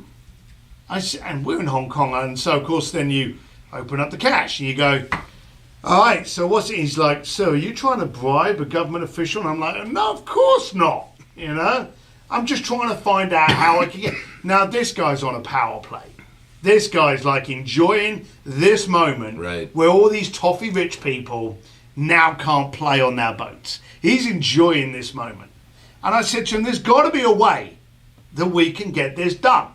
I said, yeah, there's got to be a fee. There's got to be an application. There's got to be someone that can do so. He said, sir, you can't be doing that. He said, all the time you're serving alcohol and food on that boat, then that party's not happening. I went, hang on, sorry? Can you repeat that? And he went, and he was confused. He went, yeah, all the time you are selling alcohol and food. I went, so I'll give it away. Right. He said, what? And I said to him, fuck yeah, I'll give it away. I said, then what am I doing? I said, am I against any law by giving it all away? No. Thanks for coming then. Off you go. And that was it. So then what we did was we started charging $1,000 to come to my party, all you can eat and drink. Right. And that was it. So those were the two moments that really kind of made me go, hang on a minute, there's an angle. Right. And of course, you were a promoter. Yeah, I was a club promoter, party promoter, and then people would say, hey, you know, do you know so-and-so, or someone's coming into a concert, can you get me backstage, or worse, I'm having a party, can you get her to come over and play at the party? Right. And so it just, the requests just got bigger and bigger and bigger and grander. And I just went with it. And they're coming to you. They were coming to me. I didn't have a website. I didn't have a phone number. I actually got called out in England. You had something better. You had the experience. Well, I had the credibility, and I had the client bank talking about it. Right. So, they would go to a party, and they'd be like, oh, I did this. I was at the such and such restaurant in Paris, or I was here with Elton John. This guy, Steve, I became, the nice Ray Donovan. Right. And people, unless you didn't pay me, then I was the nasty Ray Donovan. But I had a TV show in England, a breakfast TV show. And they said, we want you on this show. And so I get on this show, and this was it. I'd been on media, but now you're on your home soil. All of the guys at school that thought you were never going to be anything, all of the guys that you were in the tea out with on the building site, your mum, they're all going to see you because you're on British breakfast TV, And I'm like, this is it. So I'm sat there thinking, I've made it. This is my moment. And this woman sat there and she's looking and she's like, you did this and you were doing this with Ferrari and then you were working with Hugh Grant and Elizabeth Hurley, who were the it couple at the time, and then you were doing this with Arnold Schwarzenegger, and she's name dropping it. I didn't have to do any of that. Right. I could sit there and go, well, I can't talk about that, But then there'd be a picture of me with, Hugh Grant or so. So it was like a wet dream for media. I was like, this is brilliant. And she turned around and she said, and we had just set up in 2001 this newfangled thing called a website, And it was when, for like $20,000, you could get like 3 pages. It was that early day. Right. And so we'd paid this clown to set up this website for us. And this girl turns around and she said, and you are so secretive. You don't even have a phone number on your website, do you? And I sat there and I thought, shit, we don't have a phone number on our website. And I went, that's right. That's how secretive we are. And I went off, and as I came off into the green room, I'm like, who the forgot to put a bloody contact page on the website? Right. 20 grand, no contact page. Took off. Absolutely took off. You had people hunting for us. Of course, we didn't have, Facebook didn't even exist then. Right. It was MySpace. Yeah. We didn't even have a MySpace. So it was very hard. But people were like, I've been trying to get hold of you, but I knew him and I knew him. Right. I contacted the magazine. I contacted the TV station. They gave me your number. We became so hard to get that everyone wanted us. Yeah, Wow. perfect. Isn't that funny? It was A hysterical. mistake helps you out in the long run. Oh, it absolutely did. It was incredible. But again, you talk about fate. Sometimes just having the balls to just go with it. Oh, yeah. A friend of mine, Ari Meisel, said, "Get going, and then get good." I like it. Josh is writing down some quotes. Oh dear. Yeah, I'm writing these down as they come. Oh yeah. Get going and then get good. Yeah, that's Ari Meisel. Shout out to Ari there for that one. You got anything up there? Well, interestingly enough, we don't, because Hell's on Two Wheels says chat is slow because this is so damn interesting. And then we got a bunch of people agreeing because, these stories got a lot to them. So they're Perspective, watching, listen to the stories more than wanting to ask questions. Which is That's rad. good. That's cool. We'll answer any question. There's no question, Right. off the table. But you I want to think know they're anything. just interested in hearing the sure. story. A different perspective, Do you have any questions for us? No, because we've been chatting outside about this, about where this is going and why it's doing, and you've explained it very, very well. And as you said, right at the beginning, our first connection was through your son and thrashing and making sure that my bikes were kitted out nicely with the good stuff. And then watching you in the editing and the drone footage and the naturalness. And I so easily compared you guys to Long Way Down and Long Way Up, which I take it you've seen. I haven't seen it. I know Charlie about Boardman it. and Ewan McGregor. Heard of it. And you haven't seen those things yet? You watch guys it. are going to be looking in the mirror. These are two clowns that literally get on a motorbike and go either up, down, or around. Right. And they fall over, they fall off, they run Yeah. out of gas, Right. and they just... But it's the thing. But Right. it's two... Charlie and Ewan have known each other since they were kids. Uh-huh. Both of them are actors, Yep. but one of them was Luke Skywalker. Right. So they will go through Peru. No one will know who the hell Charlie is. and everyone's flocking around Ewan, and he's like, I'm pretty good as, and they're just funny guys. Right. So you've got that same kind of esque going on, and I take it you guys will be down the bike shed when that opens up. I think that's who we talked to. Talked To them. When at is Bike that Night. happening? I forget. So they have one in the UK, right? Isn't it December 10th? So or who were you something like speaking that? to? Dutch. Blonde hair, a little shorter. Her and her She was wife, I think. So Dutch is the owner. He's the guy. It wasn't a guy we were We're talking to two ladies. at Mulholland Bike Night. Oh, was it? So the bike shed, Dutch has done a fantastic job with this, and they've got this under the arches in England. I was going to say in the shitty end of London, but there's a lot of shitty ends of London, and they've set up this place that people can go and have amazing food, amazing drinks, and just be surrounded by a ton of bikes. And I was speaking to Dutch, and he said it's basically a bike showroom meets the Soho House, Right. but is just open for anyone. And they got haircuts and tattoos. Yeah, and so what they did was they invited me down there when they bought the plot, and there was nothing there, just a warehouse. And bit by bit, they've been setting up the barn. Do you remember House of Machines? Yeah. Downtown when Yeah. that sadly closed. Right. Well, they've got this incredible bar. They got a parlor down there. You can buy gear. You Where can buy is it? helmets. Downtown LA. LA.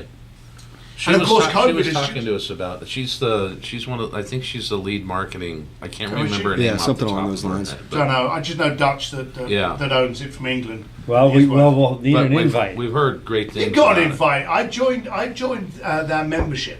So the second that I know that, and we get I thought it was the second week of December, isn't it?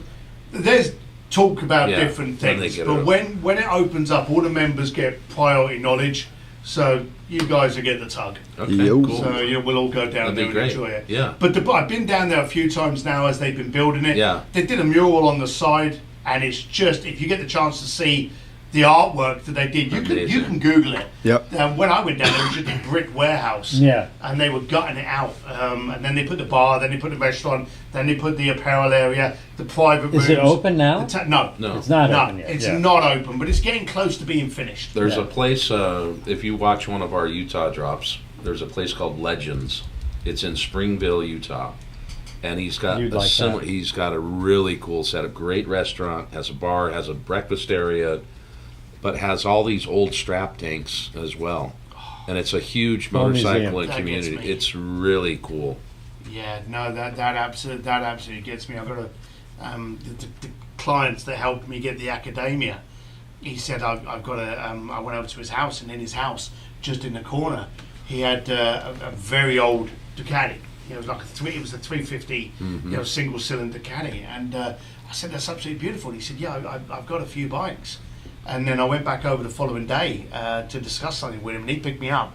And he went, I know you like bikes. I'll show you my other bikes. We went into this warehouse, Full of bikes. and there was just like, I don't know, like 200-300 bikes in this place, and they wore the strap tanks and all the old vintage stuff. There was nothing new. Well, at the Legend Museum, the guy who owns it, Salisbury.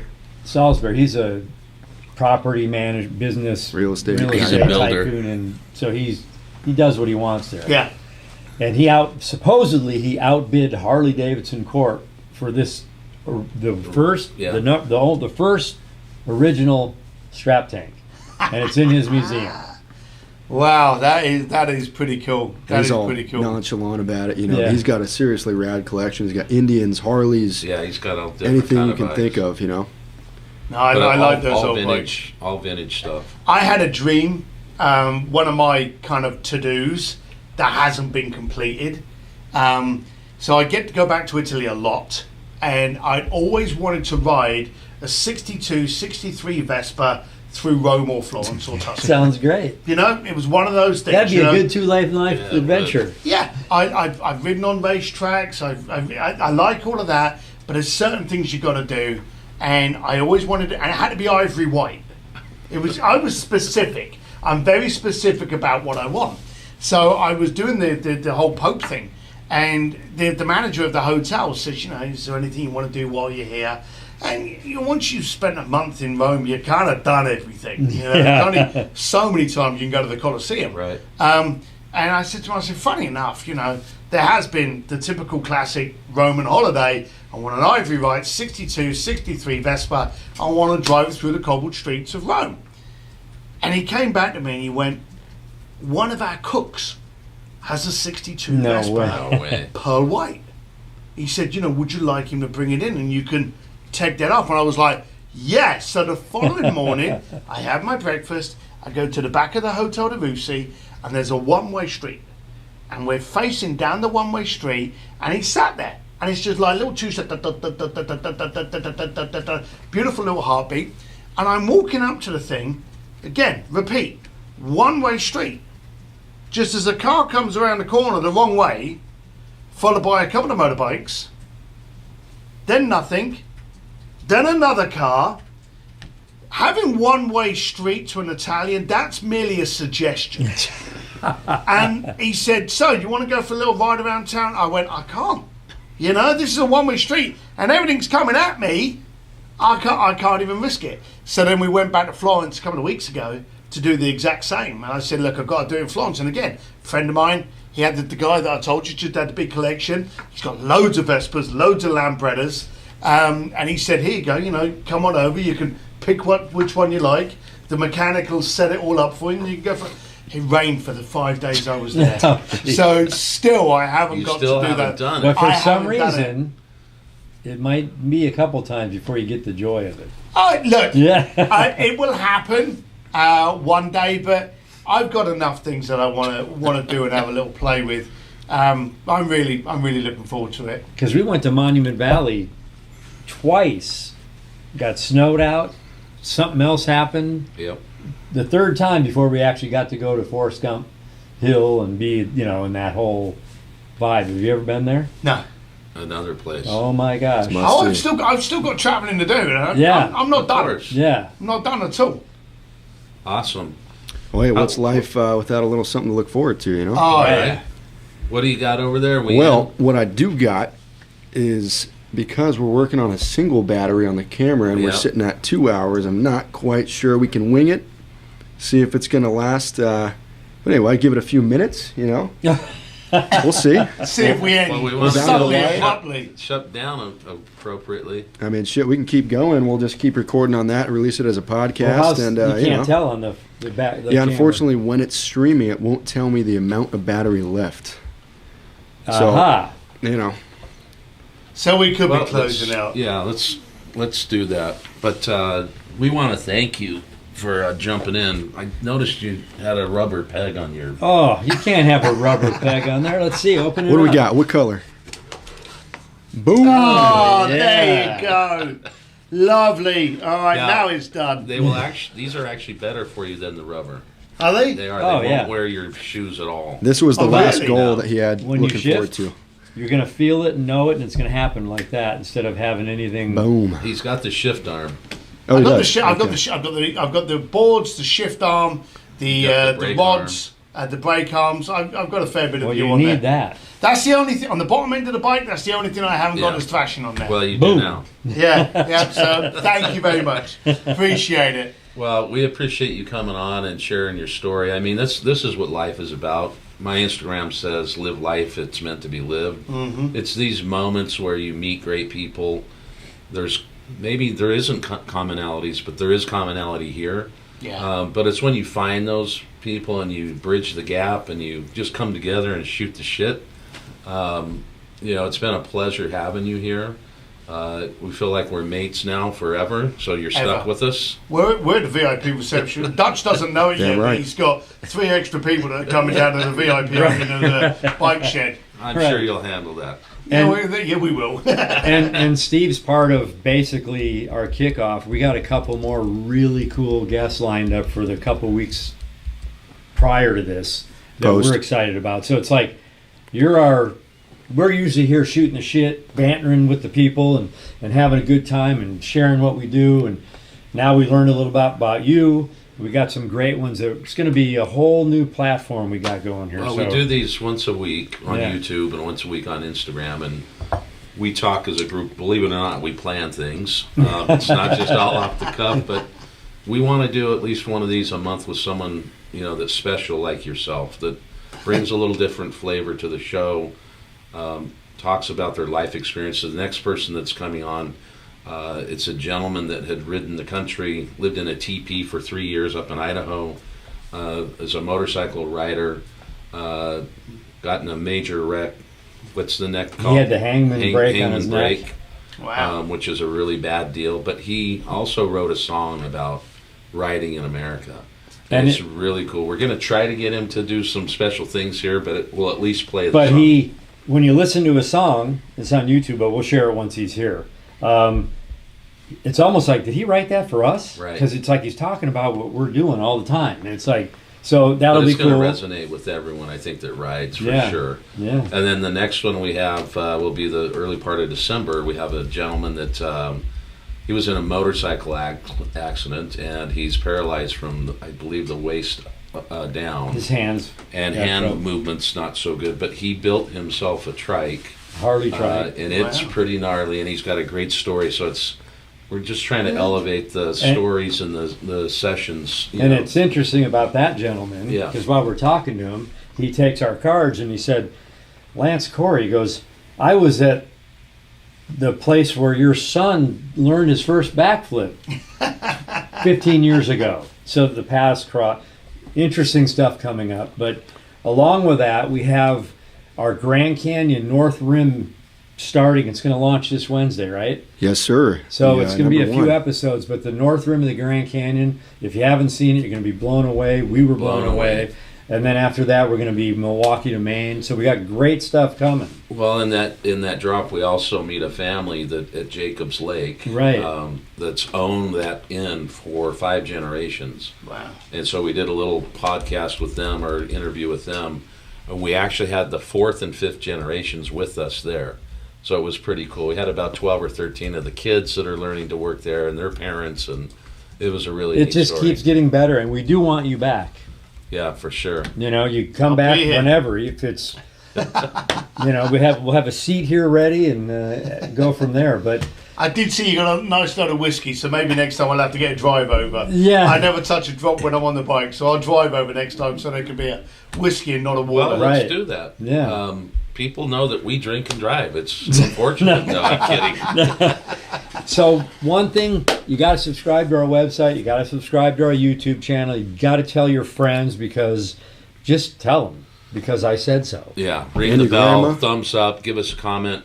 Tell us your website again, and let's talk a little bit the title of the book and where they can get it. Website is in the description as well. Great. All right, stevedsims.com, but I'm Steve D. Sims everywhere. Instagram TikTok, anywhere, yeah. Steve D. Sims. Yeah, and the book is Blue Fishing, The Art of Making Things Happen. And they can get that at Amazon. They can get... Well, they really need to go to that website and check out that video of my friends being so rude to me. So, I thought it was spectacular. Yeah, look at that, because there's a picture of the book. You click on it and it'll take you to buy the book, but you've got to see the video. And the cool thing is everyone in this room, we all ride motorcycles, and that's what brought us into this room. Yep. So motorcycles. He rode up here today on his motorcycle. So, but he's got more bikes than just a Harley. So again, to those people that ride different styles of bikes, we're down with it. Right. So, well, we're going to say see you down the road. Do you mind throwing it with us? We do. See you down the road. Anyway, thank you guys for tuning in. Well, like we said, we got some more awesome guests coming along the way, so stay tuned, and we will see you next Thursday. Peace. Nicely done. Thank you. Thank you. This is where we usually